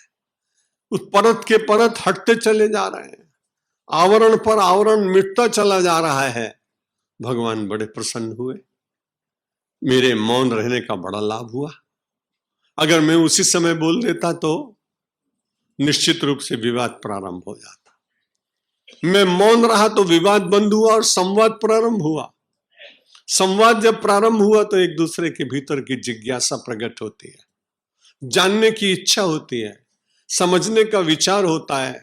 कुरुक्षेत्र के मैदान में अर्जुन खड़ा है, आंखों से अश्रुपात हो रहा है, हाथ जुड़ गए हैं, शीश झुका हुआ है। श्री कृष्ण की इच्छा भी उसके हृदय में विराजमान है। समर्पण हो गया और बोल उठा, अब सौंप दिया इस जीवन का सब भार तुम्हारे हाथों में, सब भार तुम्हारे हाथों में है, जीत तुम्हारे हाथों में और हार तुम्हारे हाथों में और हार तुम्हारे हाथों में। मनुष्यता से बढ़कर संसार में कुछ भी श्रेष्ठ नहीं। आइए अपने मन की वृत्तियों को एकाग्र करने के लिए माधुर धाम के इस पवित्र सभागार में भगवान का स्मरण करें और फिर आपसे कुछ चर्चा करें। श्री कृष्ण गोविंद हरे मुरारे, नारायण वासुदेव। श्री कृष्ण गोविंद हरे मुरारे, हे नाथ नारायण वासुदेव। श्री कृष्ण गोविंद हरे मुरारे, हे नाथ नारायण वासुदेव। नामी की चर्चा सुनने से पहले नाम का स्मरण करना बहुत आवश्यक है। नाम है परमात्मा का और नामी है परमात्मा स्वयं। भगवत गीता में नाम और नामी दोनों का खूब वर्णन किया गया है। जहां पर पूछा गया कि भाई सबसे बड़ा यज्ञ कौन सा है, यज्ञा नाम जप यज्ञोस्मि, नाम जप को सबसे श्रेष्ठ बताया गया। गोस्वामी तुलसीदास जी से किसी ने पूछा कि कलयुग का आधार क्या है, बड़ी सीधा सा उत्तर दिया कि कलयुग केवल नाम आधारा, कि सुमेर सुमेर नर उतर ही पारा। भगवान का स्मरण करते हुए भवसागर से पार जाया जाता है। संसार में बहुत बार ऐसा होता है, शास्त्र आपने कितने भी सुने हो, लेकिन जीवन के अंतिम घड़ी में शारीरिक स्वास्थ्य ठीक न रहे तो शास्त्र स्मरण नहीं आते हैं। लेकिन यदि व्यक्ति ने नाम स्मरण का अभ्यास किया हो तो भगवान का नाम इतना छोटा होता है और इतनी शक्ति से भरा होता है कि उसका स्मरण मानव अपने अंतिम क्षणों में भी कर सकता है। किसी व्यक्ति ने मुझसे पूछा कि नाम इतना छोटा और शक्ति इतनी अधिक। मैंने विज्ञान ने यही तो बताया कि तोप तो बहुत बड़ी होती है, एटम बम तो बहुत छोटा होता है। नाम तो अध्यात्म जगत का एटम बम है, वो परमाणु बम है, परमाणु से भी छोटा। जैसे वो जगत में परिवर्तन भौतिक करता है, वो विनाश करता है। ये परमात्मा का नाम रूपी सुंदर हम सब लोगों का यह आयुध, यह बहुत बड़ा बम हम सबके भीतर में दुर्गुणों का विनाश करता है। विनाश दोनों करते हैं, एक सृष्टि का विनाश करता है, एक दुर्गुणों का विनाश करता है। एक संहार करता है, एक सृजन करता है। एक विनाश की ओर ले जाता है, एक विकास की ओर ले जाता है। ऐसे पवित्र भगवान श्री कृष्ण के सामने अर्जुन ने कहा, महाराज अब मुझे आप उपदेश करिए। बीच के सारे अध्यायों की चर्चा छोड़ रहा हूं, बहुत विशद है। लेकिन छठे अध्याय में उसने एक बड़ी अच्छी बात कही कि महाराज एतन में संशयम कृष्ण, चेतुमर्हस्य शेषता तुदन्य संशयस्यास्य चेता न उपपद्यते। जो श्लोक 7वें अध्याय का उसमें संशय शब्द आया है और 6ठे अध्याय में यह प्रसंग चल रहा है कि अर्जुन ये कह रहा है कि महाराज आपकी बातें सुनने में बहुत अच्छी लगती। भगवान ने कहा फिर खराब क्या लग रहा है, कठिनाई क्या है? कहते महाराज सुनने में तो बहुत अच्छी है, लेकिन मेरे लिए बड़ी कठिनाई ये है कि मेरे साथ मन लगा हुआ है, आपके साथ मन नहीं है और मेरे साथ मन है। भगवान ने कहा मन तो मेरा भी है। बड़े विनोदी स्वभाव के हैं भगवान श्री कृष्ण। अर्जुन ने कहा आप बड़े भाग्यशाली हैं, आपका मन तो गोपियां ले गई, इसलिए आपके पास मन है ही नहीं। भगवान को, कृष्ण भगवान को स्मरण दिला रहे हैं उनके बाल्य जीवन का, और किसी व्यक्ति के बाल्य जीवन का स्मरण कराया जाए तो उसको बड़ा अच्छा लगता है। कुरुक्षेत्र के मैदान में खड़े खड़े भगवान श्री कृष्ण और वृंदावन की पवित्र रास लीला, गोप लीला, वन लीला, वनभोज लीला, इन सब का स्मरण करने लगे। और अर्जुन ने कहा महाराज मेरी बड़ी कठिनाई, चंचलम ही मन कृष्ण प्रमाथि बलवत दृढ़म तस्याहम निग्रहम मन्ये वायुरिव सुदुष्करम। मेरा मन बहुत चंचल है।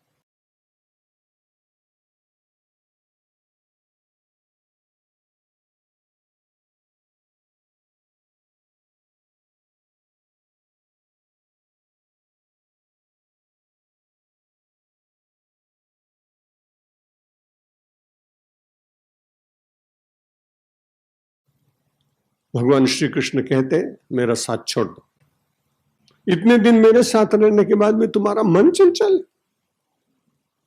लेकिन भगवान शांत है। कल भी मैंने आपको बताया प्रत्येक जिज्ञासु के सामने वो चाहे जितना उग्र होकर बोला हो, भगवान श्री कृष्ण अपनी स्थित प्रज्ञता से कभी विचलित नहीं होते।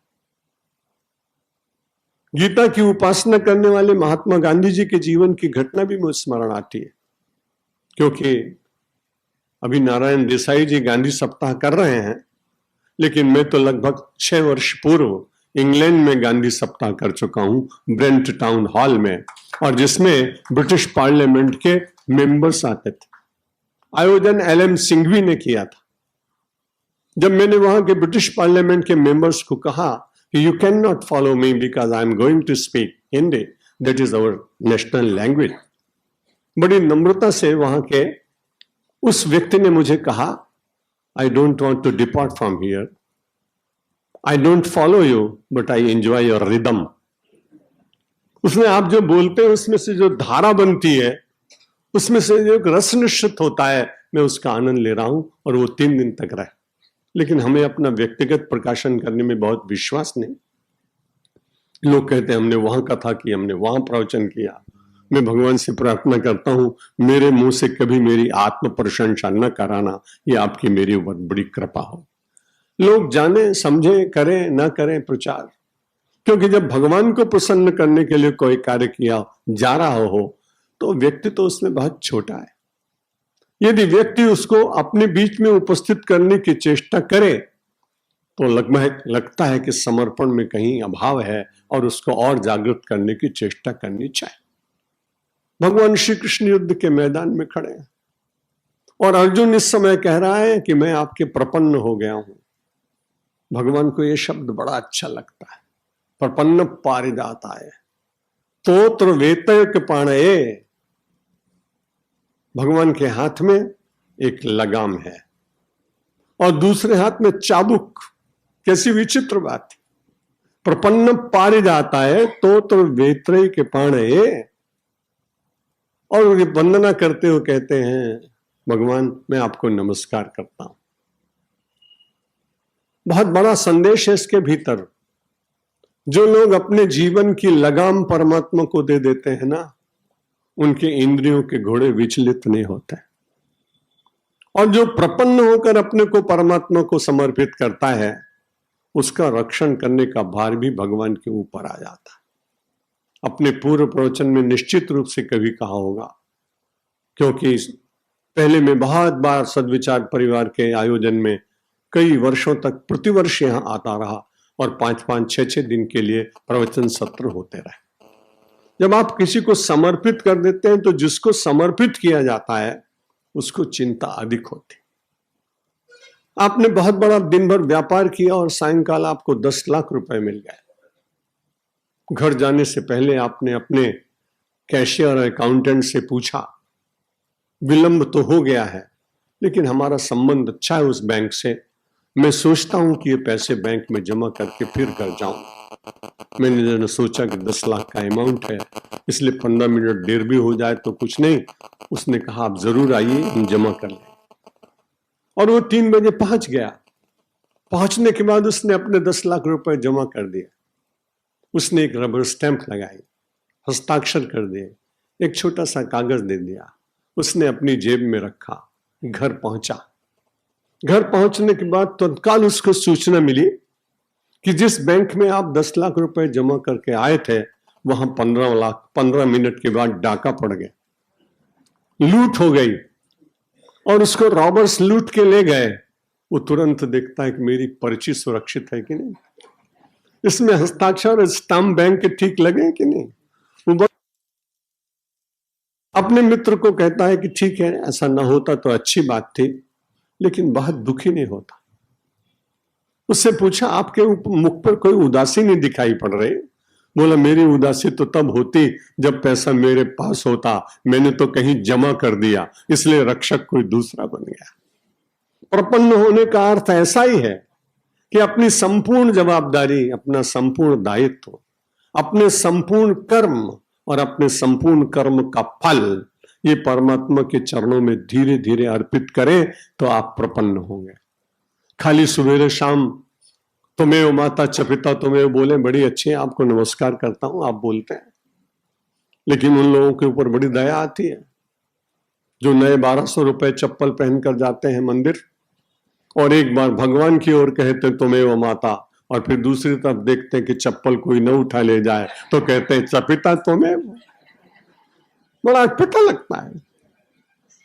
या तो आप उसको सुरक्षित कहीं पहले से रख के जाएं, या आप उसको जब जाते हैं वाहन में छोड़ के जाएं, लेकिन आपका मंत्र मुंह से चले और आपकी दृष्टि और आपका सिर कहीं दूसरी तरफ घूमे और फिर उसके बाद आप प्रपन्न होने का स्वप्न देखें, ये कभी सिद्ध होने वाला नहीं। बड़ी कड़वी बात कह रहा हूं, क्षमा करेंगे। अगर सन्यासी ही कड़वी बात नहीं कहेगा तो राजनेता थोड़ी करेगा, उसको तो वोट लेना है, हरदम मीठी मीठी बात करेगा। वो तो कभी ठीक बोल ही नहीं सकता है, किसी भी दल का क्यों ना हो, सत्य नहीं बोलता। इस देश के सारे राजनीतिक असत्य पर टिके हुआ है, इसलिए बड़ी पीड़ा होती है। भगवान जाने कब क्या होगा, कुछ कहने की आवश्यकता नहीं। लेकिन हम सब लोग आध्यात्मिक जगत के सामान्य से साधक लोग हैं। मैं भी अपने को साधक ही मानता हूं, लोग मेरी बड़ी वंदना करते हैं। प्राचार्य प्रभुदास जी पटेल ने भी खूब मेरे लिए बहुत कुछ कहा, बड़े विद्वान आदमी हैं। और जब कोई हमारा परिचय देता है तो मैं उसमें से कुछ माइनस करता हूं।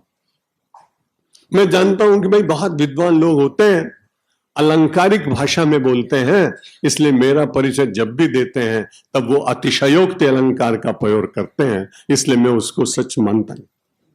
मैं भूमि पर खड़ा हुआ अपने को देखता रहता हूं, मैं कहां हूं। और जब आप अपने को देखते रहेंगे कि आप कहां खड़े हैं तो निश्चित रूप से आपकी शक्ति बढ़ेगी। दूसरों की तुलना पर तौलते तौलते जीवन यूं ही व्यतीत होता जा रहा है। किसी ने अच्छा कह दिया, किसी ने बुरा कह दिया।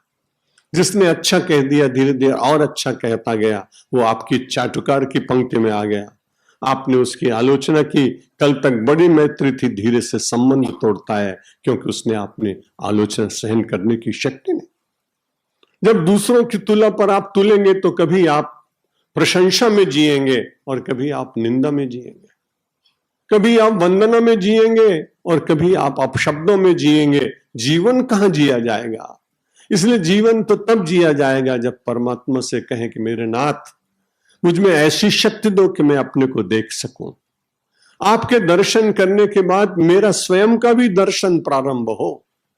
परमात्मा के दर्शन के बाद जो व्यक्ति अंतर दर्शन करने का प्रयत्न करते हैं वे ठीक साधक बनते चले जाते। युद्ध में आया हुआ एक व्यक्ति कृपणता और कार्पण्य के दोष से उपहत हुआ व्यक्ति आत्मनिरीक्षण करते हुए तत्काल विचार करता है, ये मैंने आर्यों के योग्य कार्य नहीं किया। इसे भगवान पहले कह चुके हैं, अनार्यजुष्टम अस्वर्गम अकीर्ति कर्मार्जन। तुम जो कुछ भी विचार कर रहे हो वो अनार्यों का विचार है, आर्यों का नहीं। तुम्हें अपकीर्ति प्रदान करने वाला है, तुम्हारे कुल जाति और परंपरा के प्रतिकूल चिंतन है, लेकिन वो नहीं समझ पाया। जब स्वयं ही उसने विचार किया कि भगवान बोल नहीं रहे हैं, इसलिए अब मुझे अपने को देखना चाहिए, मुझसे कोई भूल हुई है क्या। और जब उसको ज्ञात हुआ कि मुझसे भूल हुई है, जो सारे संसार को ज्ञान का दान देता है, उसके सामने मैं शास्त्र सुनाता रहा, मैं समाज की दुर्दशा का वर्णन करता रहा, क्या उनको ज्ञात नहीं है। और फिर जब उसने कहा कार्पण्य दोषो पहत स्वभाव पृच्छामि त्वाम धर्म सम्मूढ़ चेता यश्रेयस्यात् निश्चितम ब्रूहि तन्मे शिष्यस्ते हम शाधिमाम त्वाम प्रपन्नम। भगवान में आपके प्रपन्न हो गया। भगवान को याद आया प्रपन्न पारिजात आए। मैं तो प्रपन्न लोगों के लिए पारिजात हूं। पारिजात का मतलब कल्पवृक्ष। और कल्प विशेषता है कि जो आप कल्पना करेंगे वो आप प्राप्त करेंगे।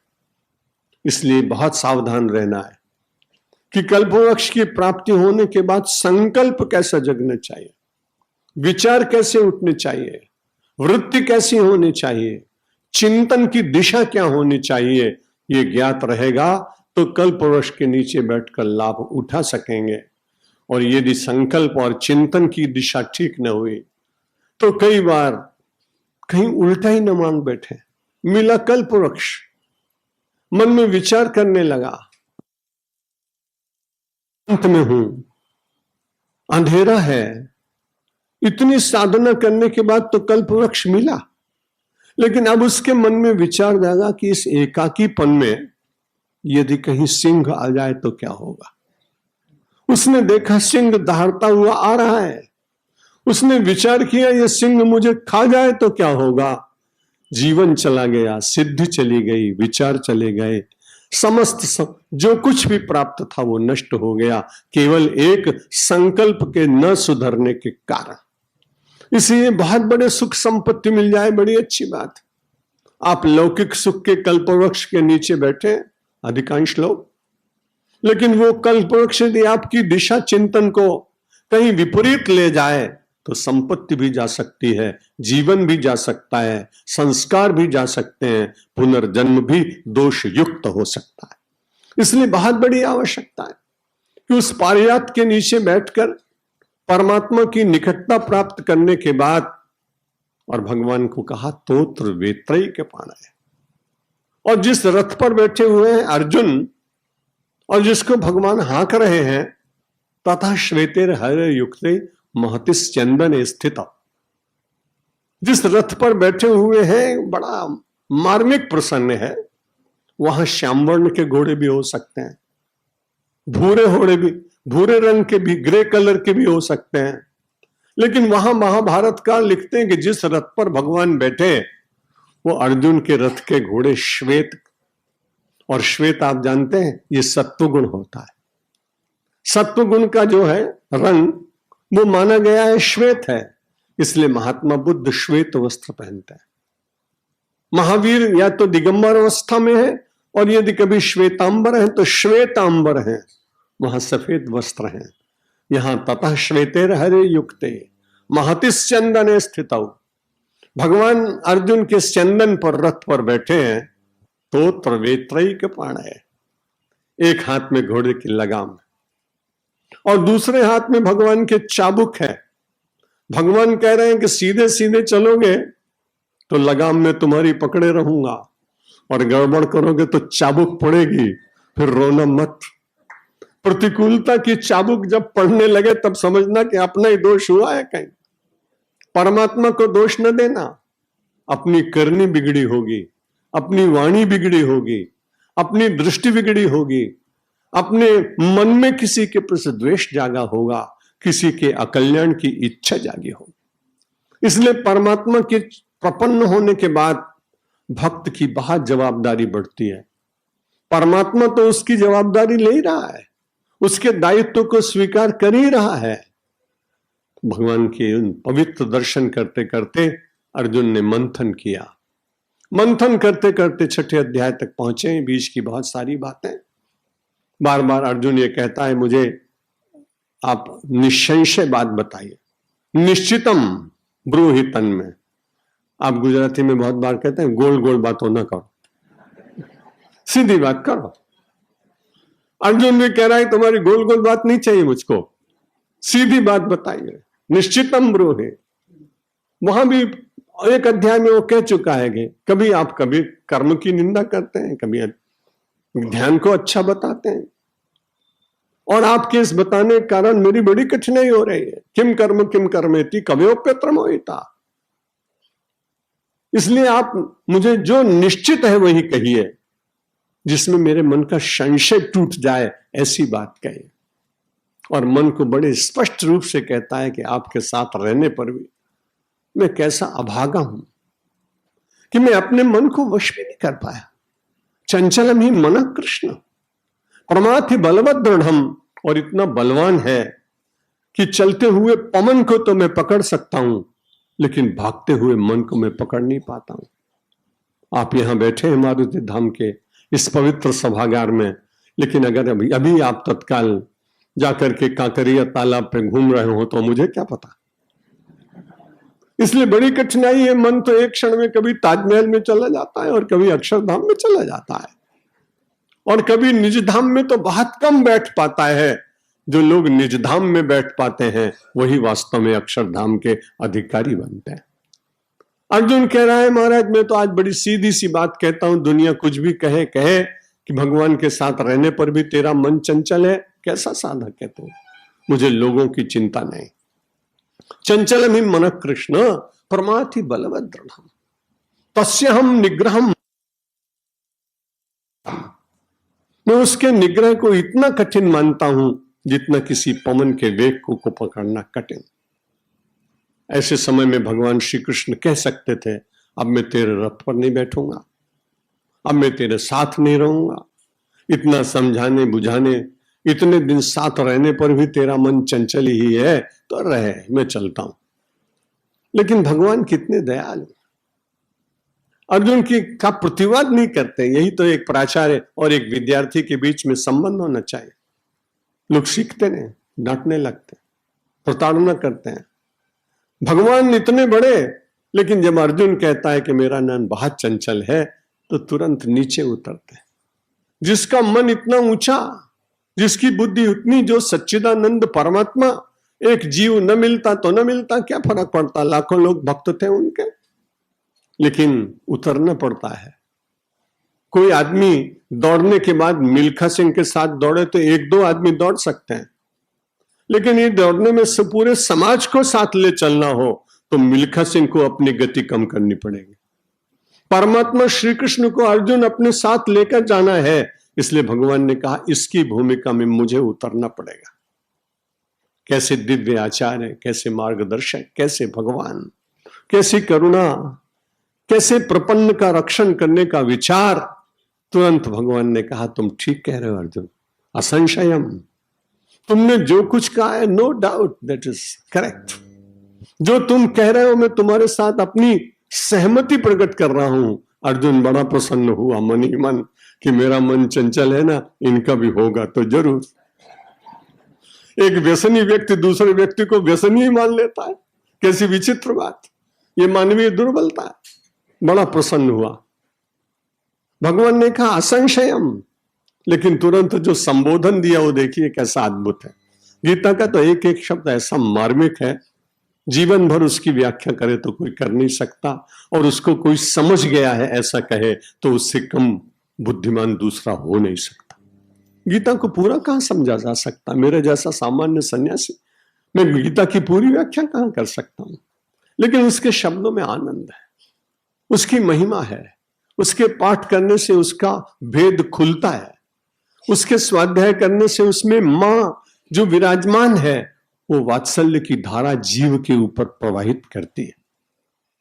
भगवान ने यहां तो कह दिया असंशयम, जो तुम कह रहे हो बिल्कुल ठीक है, लेकिन अर्जुन तुम हो कैसे, जरा विचार तो करो। महाबाहो, तुम्हारी भुजाएं कितनी विशाल है, इन भुजाओं के द्वारा तुम राक्षसों को पकड़ लेते हो, अपने प्रतिद्वंदियों को पराजित कर देते हो, और इतने बलवान होकर मन के सामने हार रहा। महाबाहो, इसलिए आज प्रयोग करो, अपने भीतर की शक्ति को जगाओ, मनुष्य के भीतर की पॉसिबिलिटी, संभावना, उसको प्रकट करने में भगवान श्री कृष्ण जितने दक्ष हैं उतना संसार में संभवतः कोई दिखाई नहीं पड़ता। असंशयम महाबाहो मनो दुर्निग्रहम चलम, बड़ा दुर्निग्रह है, बड़ा चंचल है, मैं मानता हूं, लेकिन महाबाहो एक तुमको रास्ता बताऊं, बड़ा सरल सा मार्ग। अर्जुन बड़ा प्रसन्न हो गया। आज भगवान प्रसन्न है, कहते हैं अभ्यासेनुत कौन्तेय वैराग्येण च गृह्यते। पहली पंक्ति में जो संबोधन दिया वो कहा महाबाहो, और दूसरी पंक्ति में उसका संबोधन दिया कौन्तेय। बोला देख तो किसका बेटा है। जब किसी के माँ बाप का स्मरण कराओ तो उसका शौर्य जागता है। किसी कायर क्षत्रिय को कह दो अरे तुम तो राणा प्रताप के वंशज हो तो भाला तन जाएगा।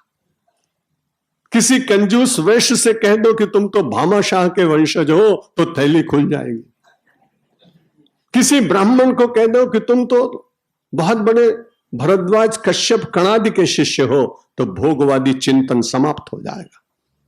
चौथी जाति के संबंध में चर्चा नहीं करूंगा कि 6 महीने की सजा हो जाती। इसलिए मैं निवेदन कर रहा था कि यहां भगवान ने विचार करने के लिए सोचा कि अर्जुन के भीतर की शक्ति जगाएगा। मैं इसे शक्ति दे दूंगा तो ठीक है, वो तो है, मेरी करुणा तो इसके ऊपर संपूर्ण है, लेकिन मेरी करुणा के साथ इसका आत्म पुरुषार्थ जगना चाहिए। पौरुष और परमात्मा की कृपा, इन दोनों का यदि संयोग होता है तो साधक को बड़ी जल्दी सफलता मिलती है। भगवान ने कहा असंशयम महाबाहो मनो दुर्निग्रहम चलम अभ्यासेन तो कौन्ते। अरे कुंती के पुत्र, तेरी मां ने कितनी तपस्या करके अपने मन को वश में किया, कितनी कठिनाइयों के बीच में तुम सब लोगों का पालन किया है, कितने अपमान के घूंट सहन किए हैं, और उन सब के बीच में कभी भी भगवान का विस्मरण नहीं किया। यदि कभी स्मरण आया भगवान श्री कृष्ण को तो केवल 2 महिलाओं का स्मरण किया है, एक द्रौपदी का स्मरण किया है और एक कुंती का स्मरण किया, अपनी अष्टपट रानियों का स्मरण नहीं किया। प्रेम के क्षेत्र में जब कभी स्मरण किया तो वियोग की अग्नि में जलने वाली राधिका का स्मरण किया। में लोग हैं उनमें भगवान श्री कृष्ण द्रौपदी को और कुंती का स्मरण करते हैं। भगवान कहते हैं अभ्यासेन तो कौन्तेय वैराग्येण च गृह्यते। अब ये संशय जग गया, भगवान ने मार्ग बताया कि रोज अभ्यास करो, वैराग्य करो। अब वो भगवान से यही कह रहा है 6ठे अध्याय में कि मेरे संशय का उच्छेद करने में कोई दूसरा मुझे दिखाई नहीं पड़ता। जितने लोग हैं उनके पास छोटी छोटी चाकू है, लेकिन इतना कोई अच्छा ऑपरेशन करने वाला आप जैसा कोई एमएस दिखाई नहीं पड़ रहा। इसलिए मेरे संशय का विच्छेद करो और इसको मेरे भीतर से निकाल दो। तो भगवान ने कहा तो मैं तुम्हें बात बताता हूं। श्री भगवान उवाच, 7वें अध्याय में भगवान ने कहा श्री भगवान उवाच। महर्षि वेदव्यास जी लिखते हैं भगवान बोले, ये बड़ी अच्छी बात। अर्जुन यही तो चाहता है कि भगवान बार बार मुझसे बोले। न बोलने का दुख वो अनुभव कर चुका है, इसलिए बार बार देखता रहता है कहीं तूषणीय न हो जाए, कहीं एकदम चुपचाप न बैठे। इसलिए बीच बीच में भगवान अपने आप ही उसकी अंतर जिज्ञासा को जानकर, कई बार हम जिज्ञासु बनते हैं वाणी के द्वारा, कई बार हमारी जिज्ञासा अंतर में प्रकट होती है। प्राचीन काल के ऋषि अपने आप ही उन जिज्ञासाओं को जान लेते थे। ये परंपरा भगवान आदि शंकराचार्य तक दिखाई पड़ती है। जब वो बैठे हुए और जा रहे हैं बहुत सारे लोग, तो उन्होंने देखा अरे आज तो बड़ी अद्भुत बात हो रही।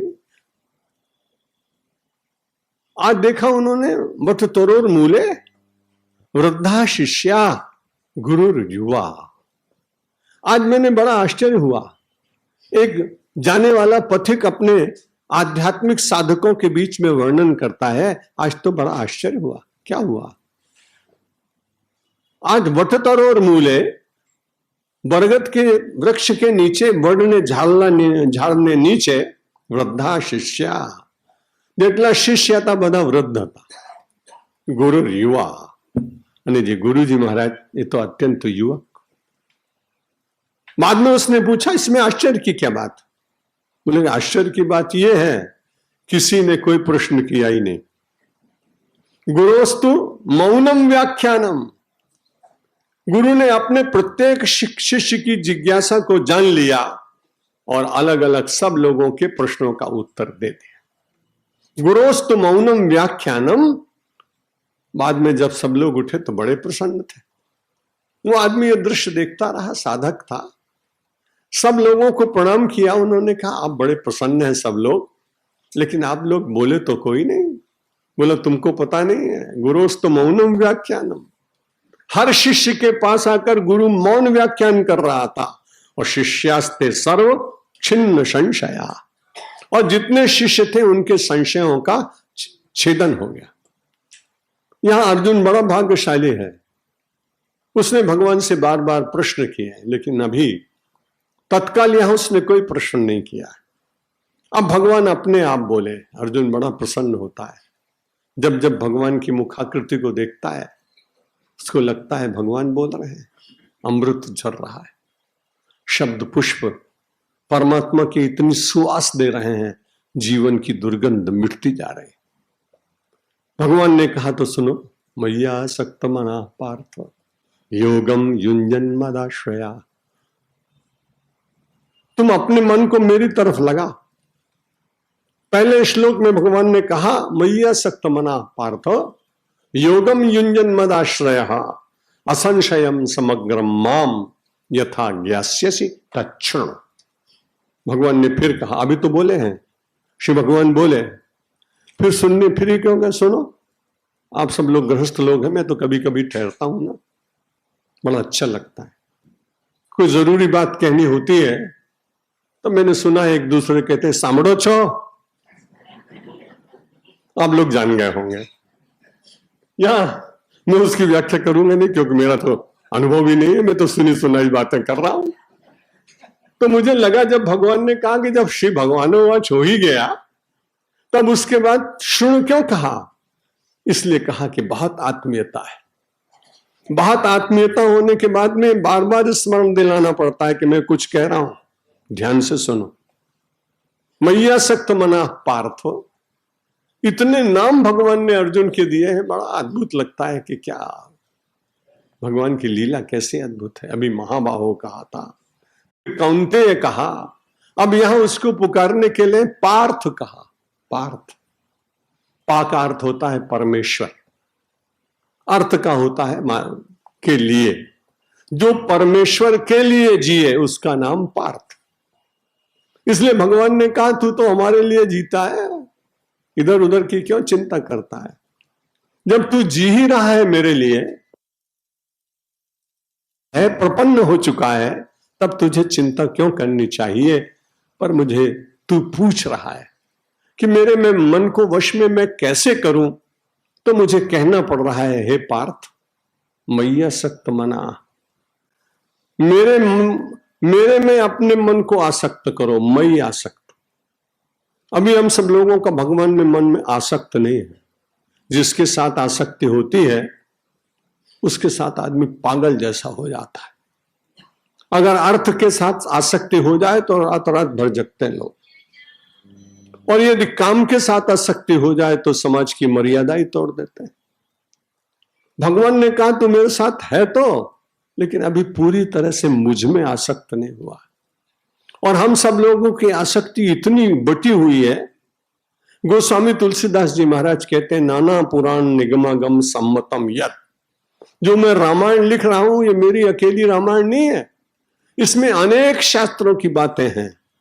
इसलिए गोस्वामी तुलसीदास जी महाराज को लगता है कि ये पढ़ा होगा श्लोक, और उन्होंने आसक्ति के केंद्र बताए कि जननी जनक बंधु सुत दारा कि तन धन धाम सुहृद परिवारा, कि सब कर ममता ताग बटोरी, मम मन मन ही बांध बट डोरी। तो सो सज्जन मोहि प्रिय है कैसे, लोभी हृदय बसे धन जैसे।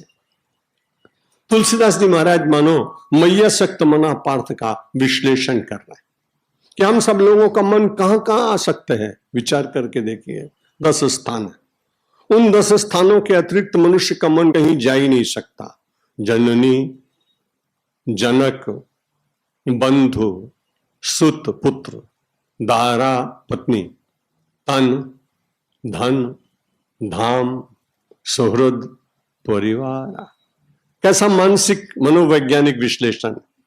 तुलसीदास जी सारे संसार के लोगों के मन को पढ़कर कहां कहां व्यक्ति की आसक्ति हो सकती है, ऐसा भारत का कवि ही लिख सकता है, कोई दूसरा लिख नहीं सकता। गोस्वामी तुलसीदास जी क्रांतदर्शी महापुरुष, मांगलिक वाणी देने वाले महापुरुष हैं। भगवान कह रहे मैया सक्त मना पार्थ, अरे पार्थ अपने मन को मुझ में लगाओ। और उधर गोस्वामी जी कह रहे हैं कि जननी जनक बंधु सुतुदारा। हमारा मन कभी मां के साथ इतना जुड़ जाता है कि हम कई बार उसकी उचित बात भी मान लेते, कभी अनुचित भी मानते हैं। लेकिन भरतलाल जी की मैया सक्त मना पार्थ, श्री राम के चरणों में अनन्य अनुराग होने के कारण चक्रवर्ती साम्राज्य आशीर्वाद में मिल जाता है दशरथ के द्वारा। लेकिन वाह, परमात्मा के चरणों का दर्शन, उनमें आसक्ति ही परम सुख दिला सकती है। सारे अयोध्यावासी कहने लगे आपका कोई विरोधी नहीं। बहुमत की बात नहीं है, सर्वमत की बात। आप यहां बैठिए, राज सिंहासन स्वीकारिए। भरतलाल जी चुपचाप है। आपुन दारुण दीनता, कहूं सब ही समझाए, देखे बिन रघुनाथ पद, जिय के जरने न जाए। उत्तरकांड। भरतलाल जी अयोध्या कांड। तो भरतलाल जी कहते हैं, कह रहे भाई आप सब राजा को बना रहे हो मुझको। जितने अयोध्यावासी सब लोग कहते हैं, कह रहे नहीं आपका क्या दोष है, दशरथ ने दिया है, मां ने मांग लिया है। प्रजाजन अपने आप धीरे धीरे समझ जाएंगे, क्योंकि राम से बढ़कर कोई था नहीं, वो चले गए, भरत को मिलना चाहिए। लेकिन वो कहते हैं तुमको पता नहीं मेरा मन कहां आ सकता है, तुम देखते हो क्या?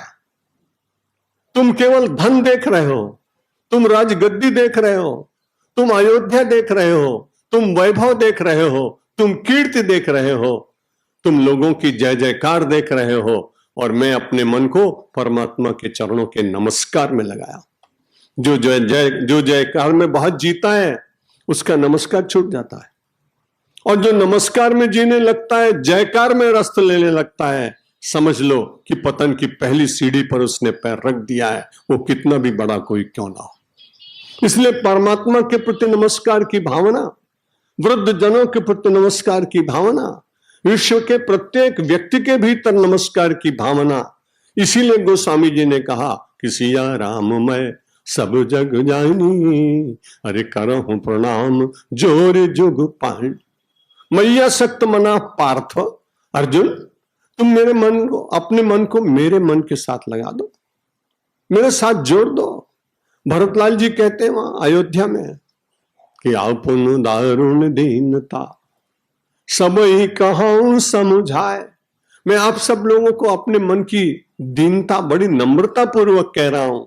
मेरा मन परमात्मा के चरणों में आसक्त हो गया है। देखे बिन रघुवीर पद, जिय के जरनी न जाए। जब तक मैं परमात्मा श्री राम के चरणों का दर्शन, आपका स्वार्थ नहीं है। वो कहते मेरा जी जल रहा है, मेरे हृदय में दाह है, मेरे भीतर एक ज्वाला जल रही है, धधक रही है एक भट्टी, मैं अग्नि से पीड़ित हूं। मैं उस दारुण दीनता का वर्णन कैसे करूं? यदि तुम सब लोग मुझे सुखी देखना चाहते हो तो तुमसे एक ही प्रार्थना है, मेरे मन को परमात्मा के चरणों में आसक्त होने दो। मैया सक्त मना पार्थ। और जब परमात्मा के चरणों में मन आसक्त होता है तब कुछ दिखता नहीं। मीरा पगली राजरानी राजप्रासाद का परित्याग कर दिया, घुंघरू बांध लिए, बड़े मौज से गाने लगी, पग घुंघरू बांध मीरा नाची रहे। ऐसी नाची कि नाचने वाला प्रसन्न हो गया। भगवान को नाचना बहुत अच्छा आता है। जब कभी नाचने की इच्छा हो आपकी तो अपने अपने घरों में जहां ठाकुर जी हो कमरा बंद करके नाचना। दुनिया के सामने तो रात दिन नाचते हो, अरे भगवान के सामने कभी नाचो। मीरा का स्मरण करके नाचो, भरतलाल जी का स्मरण करके नाचो, तुलसीदास का स्मरण करके नाचो, नरसिंह मेहता का स्मरण करके नाचो। वो नाचना आपके लिए 84 लाख योनियों का नाचना बंद कर दे, इतनी सामर्थ्य है। इसलिए मीरा के सामने मैया सक्त मना पार्थ। इस दोहे इस श्लोक को उसने निश्चित रूप से पढ़ा ही होगा, क्योंकि कृष्ण भक्त थी। बड़े प्रेम से बैठी है और गा रही, मेरे तो गिरधर गोपाल दूसरों न कोई, संतन ढिग बैठ बैठ लोक लाज खोए। लोक की लज्जा में निरंतर रहने वाला व्यक्ति भक्ति के सागर में डूब ही नहीं सकता, क्योंकि उसको तो बार बार लोक दिखाई पड़ेंगे। जब लोक रंजन होगा तो प्रभु रंजन कहां होगा? यदि लोक रंजन होगा तो हृदय रंजन कहां होगा? यदि लोक रंजन होगा तो बुद्धि रंजन कैसे हो पाएगा? इसलिए मीरा कहती मुझे कोई चिंता नहीं, संतन ढिग बैठ बैठ लोक लाज खोए। जिसको जो कुछ कहना हो कहो। और बड़े आनंद से प्रसन्न होकर कहती, जब मैं परमात्मा अपने गिरधर गोपाल के चरणों में आसक्त हो गई तो बड़ा लाभ मिला। किसी ने पूछा कि क्या लाभ मिला, तो उत्तर देती है तुम्हें पता नहीं क्या लाभ मिला। मेरे श्री कृष्ण ने मुझे बहुत कुछ दिया, दुनिया इसको जान नहीं पाई। उनको जो सबसे ज्यादा प्रिय है वो मुझे उन्होंने दे दिया। लोगों ने पूछा उनको सबसे ज्यादा क्या प्रिय है, बोले माखन जब काढ़ लियो छाछ पिए कोई। उस श्री कृष्ण ने तो मुझको जीवन में माखन दे दिया, नवनीत दे दिया, कोमलता दे दी, सरसता दे दी, सुगंध दे दी, पर दुख कातरता देगी। सारे सद्गुण जो नवनीत के होते हैं मेरे कन्हैया ने, मेरे गिरधर गोपाल ने मुझको दे दिया। मुझे क्या चाहिए? जब मैया सक्त मना पार्थ भक्त हो जाता है तो उसको अपनी चिंता करनी नहीं पड़ती। मैया सक्त मना पार्थ मई बुद्ध। और उसके बाद में ये कहते हैं कि योगम युंजन मदाश्रय। 3 शब्द हैं यहां पर, मेरे आश्रय में रहो, कर्मयोग करो, भागना नहीं संसार से, लेकिन कर्म को परमात्मा के साथ जोड़ता। ऐसा सोचो कि ये भगवान का काम है। यदि भगवान का काम होगा तो बेईमानी कैसे होगी, मिलावट कैसे होगी, एडल्ट्रेशन कैसे होगा? दुनिया की बुराइयों को दूर करने में भी गीता बहुत सहायक है। यदि उसकी लौकिक और व्यावहारिक व्याख्या में लोगों के सामाजिक जीवन के परिवर्तन की चर्चा बार बार की जाए तो मुझे ऐसा लगता है कि कर्म की शुद्धि, मन की शुद्धि, तन की शुद्धि, समाज की शुद्धि, राष्ट्र की शुद्धि और विश्व की शुद्धि हो सकती। एक ऐसा अद्भुत ग्रंथ। मीरा ने कहा कि मैं तो भगवान के साथ आसक्त हो गई है, मुझे क्या करना है? बहुत आनंद में हूं, लेकिन उस समय बड़ी कठिनाई थी। मीरा उदयपुर के पास थी। वो चाहती तो एकलिंग के महंत जी से, महामंडलेश्वर जी से दीक्षा ले सकते थे। वहां गई, शिव जी के दर्शन किए, प्रणाम किया, दीक्षा नहीं ली। बड़ा स्वाभाविक था कि नाथ द्वारा गई, वहां गोस्वामियों के दर्शन किए। कृष्ण भक्त है इसलिए वहां से कंठी बंधा लेनी थी उसको, लेकिन नाथ द्वारा में दीक्षा नहीं ली। घूम रही है, गांव गांव गीत गा रही है। एक दिन उसने देखा कि एक झोपड़ी में, एक टूटे फूटे छप्पर के नीचे एक व्यक्ति लोगों के पैरों के जूते बना रहा है और गा रहा है, प्रभु जी तुम चंदन हम पानी। और मीरा खड़ी खड़ी देखती, आया तो उसके पैरों की धूल झाड़ी, उसके पैर की नाप ली, उसके पैर के जूते बनाने का दिन दिया, इस दिन जरूर आ जाना। इतने में एक व्यक्ति उधर से निकला। उसने देखा इतना संतुष्ट व्यक्ति है, घर का छप्पर टूटा है, पानी गिर रहा है, बरसात से भीग रहा है। वो व्यक्ति बड़ा सिद्ध पुरुष था, उसके पास पारस मणि थी। उसने कहा ये योग्य व्यक्ति इसको देनी चाहिए, क्योंकि लोहे का सामान बहुत है इसके पास। अगर ये पारसमणि लोहे को स्पर्श करा देगा तो इसको तो कितने किलो सोना मिल जाएगा। और फिर जब इसको ये मालूम पड़ गया कि किलो सोना बन गया तो पूरे गांव भर का लोहा इकट्ठा करेगा और कई टन सोना इसके पास हो जाएगा, और फिर तो ये अंबानी की पंक्ति में बड़ी जल्दी आ जाएगा। उसने जब उसको दिया, कहा अरे भाई तुम बड़े दरिद्र से दिखते हो, बड़े दुखी हो, पानी में छप्पट हो रहा, रहने का ठिकाना नहीं, मैं तुमको ये पारसमणि दे रहा हूं। ले ली उसने, अपने छप्पर में घास के बीच में छिपा के रख दी। बोले जब मैं लौट के आऊंगा तब तुमसे पारसमणि ले लूंगा जरूर। जब वो लौट के आए तो देखा कि वो तो अपने जूते बना रहा है, भगवान के गीत गा रहा है। बोले तुम बड़े अज्ञ व्यक्ति मालूम पड़ते हो, मैंने तुमको इतनी बड़ी चीज दी। बोला महाराज मैं आपके चरण पकड़कर प्रार्थना करता हूं कि आपने मुझे दरिद्र समझ करके दिया, लेकिन आपने मेरे भीतर की संपन्नता नहीं देखी। मैं बहुत प्रसन्न हूं अपने कर्म पर, अपने आराध्य पर, अपने निरंतर शुद्ध जीवन पर मुझे बड़ा विश्वास। आप क्षमा करना, मैंने आपने अपमान नहीं किया, लेकिन मुझे ऐसा लगा कि मैं दरिद्र हूं ही नहीं। जब मैं दरिद्र नहीं हूं तो दुनिया में कोई बड़ा दरिद्र मिले तो उसको दे देना। मैं आपके चरणों में प्रणाम करके और आपकी ये पारसमणि आपको परावर्तित करता हूं। ये सारा दृश्य देख रही है राजा रानी मीरा, जिसके पैर में घुंघरू बंधे हुए हैं। उसने देखा एक लिंग में गई तो ऐसा कुछ न मिला, नाथ द्वारा गई तो वहां कुछ न मिला। एक सामान्य सी जाति में उत्पन्न होने वाला ये रविदास कितना संतुष्ट है। उसने कहा मुझे मंत्र दे दो बेटी, जाति वाले लोग जान से मुझे मार देंगे, मैं बहुत साधारण कुल में उत्पन्न होने वाला व्यक्ति, तुम राजा। उसने कहा चिंता नहीं, किसी को ज्ञात ही कैसे होगा कि मैंने आपसे मंत्र लिया है। तो उन्होंने कहा जो तुम जपती हो ना वही तुम्हारा मंत्र, मैं अलग से कोई मंत्र नहीं दूंगा, क्योंकि तुम्हारे गोपाल वो रोज ही तुम्हें मंत्र सुनाते हैं, गिरधर तुम्हारे पास साथ ही रहते हैं, इसलिए आवश्यकता क्या। मन से रविदास को उन्होंने अपना गुरु स्वीकार कर लिया, चली गई।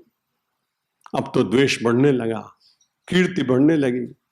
जहां मारवाड़ में पानी नहीं बरसता था वहां लोग मीरा को बुलाते थे, कहते एक बार नाचो, और वो जब घुंघरू बांध के नाचती तो मेघ चले आते थे।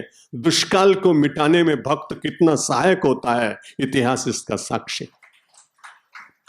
सारे नगरों में कीर्ति फैल गई, बावड़ियां भर गई, तालाब उछलने लगे। अब तो कीर्ति है, द्वेष करने वालों का तो अब और पारा बढ़ गया। कहा मीरा तुम्हारे गिरधर गोपाला छाबड़ी में राजा भोज ने भेजे। उसने कहा कितनी कृपा, इतने दिन से घर का संबंध टूटा, फिर भी इतनी कृपा करके उन्होंने हमारे लिए भेजा, बड़ा अच्छा है। छाबड़ी में तो काला नाग भेजा था। जैसे ही काला छाबड़ी खुली तो उसमें शालिग्राम दिखाई पड़े। बोले मैं बहुत दिन से सोच रही थी मेरे छोटे से मेरे कन्हैया कभी इस रूप में भी दर्शन देंगे क्या। आज आप शालिग्राम बनकर आ गए। हृदय से लगा लिया। द्वेष करने वालों की सीमा और बढ़ी। जाते जाते एकदम से फिर एक दिन ऐसा आया, एक प्याला दे दिया दूध, उसमें नीला नीला श्याम वर्ण कुछ दिखाई पड़ रहा था। सखियों ने कहा मीरा मत पियो, ये प्राण चले जाएंगे, इसमें तो विष दिखाई पड़ रहा है। मीरा ने कहा अधरों तक रखा था मेरे श्याम को, आज हृदय में उतारती हूं। और वो मीरा विष का प्याला पी गई और श्याम उसके हृदय में उतर गए। मैया सक्त मना पार्थ, क्योंकि उसका पूरा मन परमात्मा के साथ जुड़ा हुआ था। उसने अपना कुछ रखा ही नहीं था। जब अपना कुछ नहीं रखा था तो पूरी आसक्ति भगवान के चरणों में थी। ऐसे कितने उदाहरण इतिहास में मिलते हैं जिन्होंने अपनी किंचित मात्र चिंतन नहीं की पहुंचे। तब ऐसा मत करिएगा। ये तो उस स्थिति में पहुंचने वाले किसी बड़भागी के जीवन में ऐसी घटनाएं घटती। लेकिन वे घटनाएं मुझे और आपको प्रेरणा देती हैं, इसलिए उनका स्मरण करने से व्यक्ति अपने दोषों का दमन करता है, अपने लोभ का नियंत्रण करता है, अपनी उच्छृंखल वृत्तियों का नियमन कर पाता है। इसलिए उनके गीत गाए जाने चाहिए। इतिहास को इसलिए जीवित रखना चाहिए जिससे व्यक्ति अपने जीवन का चरित्र संभाल सके। मैया सक्त मना पार्थ योगम युंजन, अपने कर्म को मेरे साथ जोड़ दो। करते कर्म करहु विधि नाना, मन राखहु जहां कृपा निधान। हाथों से कर्म होते चले जाए और मन परमात्मा के साथ जुड़ता चला जाए तो उसके जीवन में तो एक रस की प्राप्ति होती है। जितने रस हम पीते हैं या संसार में पाते हैं वे बड़े क्षणिक होते हैं। उन हर रसों को प्राप्त करने के बाद अतृप्त अवस्था व्यक्ति की रहती है। लेकिन परमात्मा के प्रेम रस का पान करने वाला व्यक्ति, उनके चरणों में अनुराग करने वाला व्यक्ति और सारे संसार में ब्रह्म का दर्शन करने वाला व्यक्ति जिस रस को प्राप्त करता है उसके लिए उपनिषद ने कहा रसो वै सहा। वही तो वास्तव में रस है। रस हेमाग्म लब्ध्वा तृप्तो भवति। उस रस को प्राप्त करने वाला तृप्त हो जाता है। हम में और आप में से कोई व्यक्ति कह सकता है कि इस रस को पाने के बाद मैं सदा के लिए तृप्त हो गया?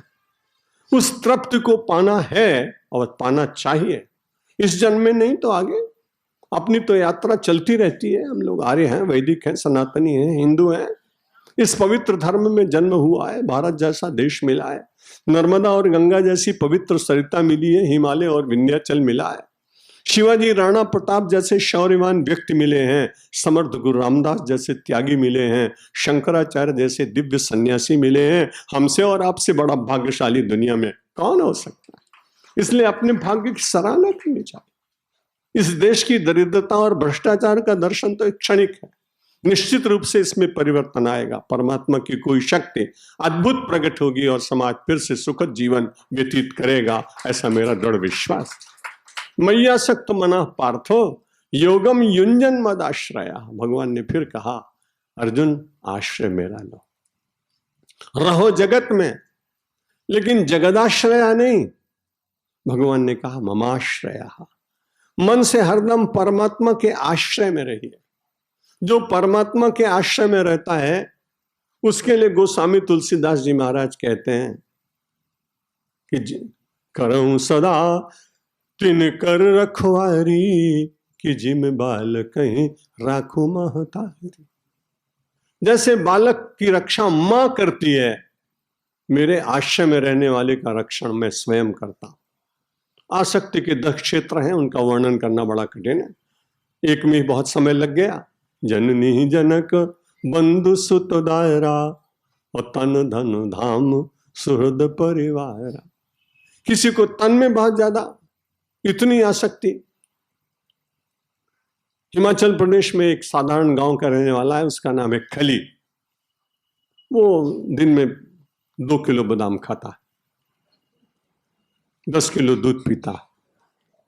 पिछले दिन हिमाचल प्रदेश में आया था तो किसी ने मुझसे उससे फोन पे बात कराई। मैंने कहा भारत माता मंदिर आओ, हम तुम्हारा सम्मान करें, क्योंकि तुमने देश के लिए भले फ्री स्टाइल कुश्ती की हो पर लोगों को हराया है। हम लोग तो विजयी लोगों का सम्मान करते हैं। उसने प्रणाम कहा और कहा भी इस बार नहीं, दूसरी बार आऊंगा। मैंने सहज रूप से उससे पूछा तुम्हारा शरीर बड़ा बलवान, भोजन आदि क्या करते हो? बोले निरामिष भोजी हूं, शाकाहारी हूं, 10 किलो दूध पी लेता हूं, 1 किलो बादाम खा लेता हूं, 5 किलो दही पी लेता हूं, कभी कभी इच्छा हो तो 1 किलो रवा का हलवा खा लेता हूं, और दिन में कम से कम 12 घंटे व्यायाम करता हूं, 2 घंटे पछाड़ता हूं लोगों को। अब उसको और कहीं आसक्ति नहीं हुई तो तन में हो गई। जितने रेसलर्स होते हैं इनको तन में आसक्ति। और मेरे साथ भी ऐसी घटना घटी है, सच कह रहा हूं। मैं पूना से बैठा, मेरे सर पे बाल नहीं होते। जो मेरे बगल में बैठा वो पहलवान था, उसके सर पे बाल नहीं थे।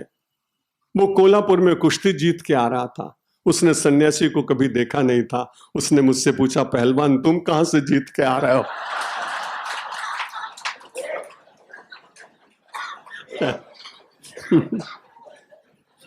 मैंने कहा मैं जीतने की कोशिश कर रहा हूं। देख के मुझे बड़ी दया भी आई, सहयोग करने की इच्छा हुई। उसको पहली बार हवाई जहाज में बैठा था, उसको फासन द सीट बेल्ट मालूम नहीं थी। इतना पहलवान तगड़ा, मैंने उससे कहा पट्टी बांध लो, निशान आया है। बोला ये पट्टी क्यों बांधते हैं? मैंने कहा कभी ये विमान में कोई दुर्घटना हो जाए तो आप भाग न सकें, इसके लिए बांधी। बड़ा अच्छा लगा क्योंकि बातें उसकी बड़ी भोली थी।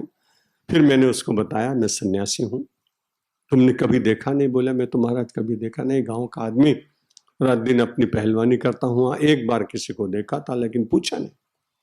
अब उसकी सरलता देखी, जब वो उतरने लगा तो उसने कहा कि मैं 5 किलो शुद्ध घी लेके गया था, लेकिन 3 दिन में मैं 3 किलो ही खा पाया, अब 2 किलो तुम ले लेना, ये डब्बा में छोड़ के जाता हूं। उसको ऐसा लगा कि सन्यासी और पहलवान दोनों दिख रहे थे मेरे भीतर। मुझे बड़ा अच्छा लगा। मैंने कहा देखो तो इसकी ममता केवल तन पर, जो पहलवान होता है उसको तन पर, जो संपन्न लोग होते हैं उनको धन पर। नीमच एक जगह है मध्य प्रदेश में, एक परिवार में मैं गया था। उस व्यक्ति को अपने धन से इतनी प्रीति और कृपण इतना कि बड़ी मुश्किल से दान करता। अंतिम क्षण लगभग आए, सब लोगों ने सोचा कि बिना बताए जा रहा है, कहाँ क्या है, कौन सी अलमारी में, कौन से धरती के खड्डे में, कहाँ कितना छिपाया है, पूछ तो ले। इतने में उसको कोई औषधि दी और थोड़ा उसको चेतना आई। जब चेतना आई तो उसने उंगली उठाई। जब उंगली उठाई तो घर के लोग बड़े प्रसन्न हुए कि अब ये बताएगा कि कहाँ क्या रखा है। अब उसने उंगली से जब बताया, उंगली से बताया तो लोगों ने देखा, देख रहे थे, अब तो सांस जा रही। उन्होंने कहा जल्दी बताओ कि कहाँ क्या रखा है। बोला देखते नहीं हो कि सामने घास के पूले पड़े हुए हैं और गाय चुपचाप खाए जा रही है, कितना नुकसान हो रहा है। और इतना कहकर वो सो गया सदा के लिए। उसकी उंगली उठी पर धन मिला नहीं। तो किसी को तन से, किसी को धन से, किसी को जननी से, किसी को जनक से, किसी को सुत से और किसी को दारा से इतनी आसक्ति हो गई कि परमात्मा से प्रेम करने का समय ही नहीं मिल पाता। गोस्वामी जी कहते हैं तुम पूरी आसक्ति दूर मत करो, चिंता नहीं। सब कर ममता ताग बटोरी, मम पद मन ही बांधी बठी डोरी। उन आसक्ति में से थोड़ी थोड़ी आसक्ति वापस ले लो और उस आसक्ति से एक डोरी बनाओ। उस डोरी से परमात्मा के चरणों में बांधो, मदाश्रया, परमात्मा का आश्रय ले लो। तो भगवान कहते हैं कि ऐसा व्यक्ति जो मैयासक्त हो, जो कर्म भगवान को समर्पित करता हो, जो मदाश्रित हो, भगवान कहते हैं कि सो सज्जन मोहि प्रिय है कैसे, कि लोभी हृदय बसई धन जैसे। वो व्यक्ति मुझको इतना अच्छा लगता है जितना किसी लोभी व्यक्ति को धन अच्छा लगता है। जब ये बात सुनी अर्जुन ने तो कहा महाराज बड़ी अच्छी बात है, मैं तो पहले से ही आपके चरणों में प्रीति रखता ही हूं, आपका ही आश्रय है मुझको। तो भगवान ने कहा सुनो, जब ये 3 गुण तुम्हारे भीतर आ जाएंगे तो मैं तुम्हें एक काम और करूंगा। असंशयम समग्रम माम, तुम पूरी तरह से मुझको जान सको, इसके लिए मैं तुमको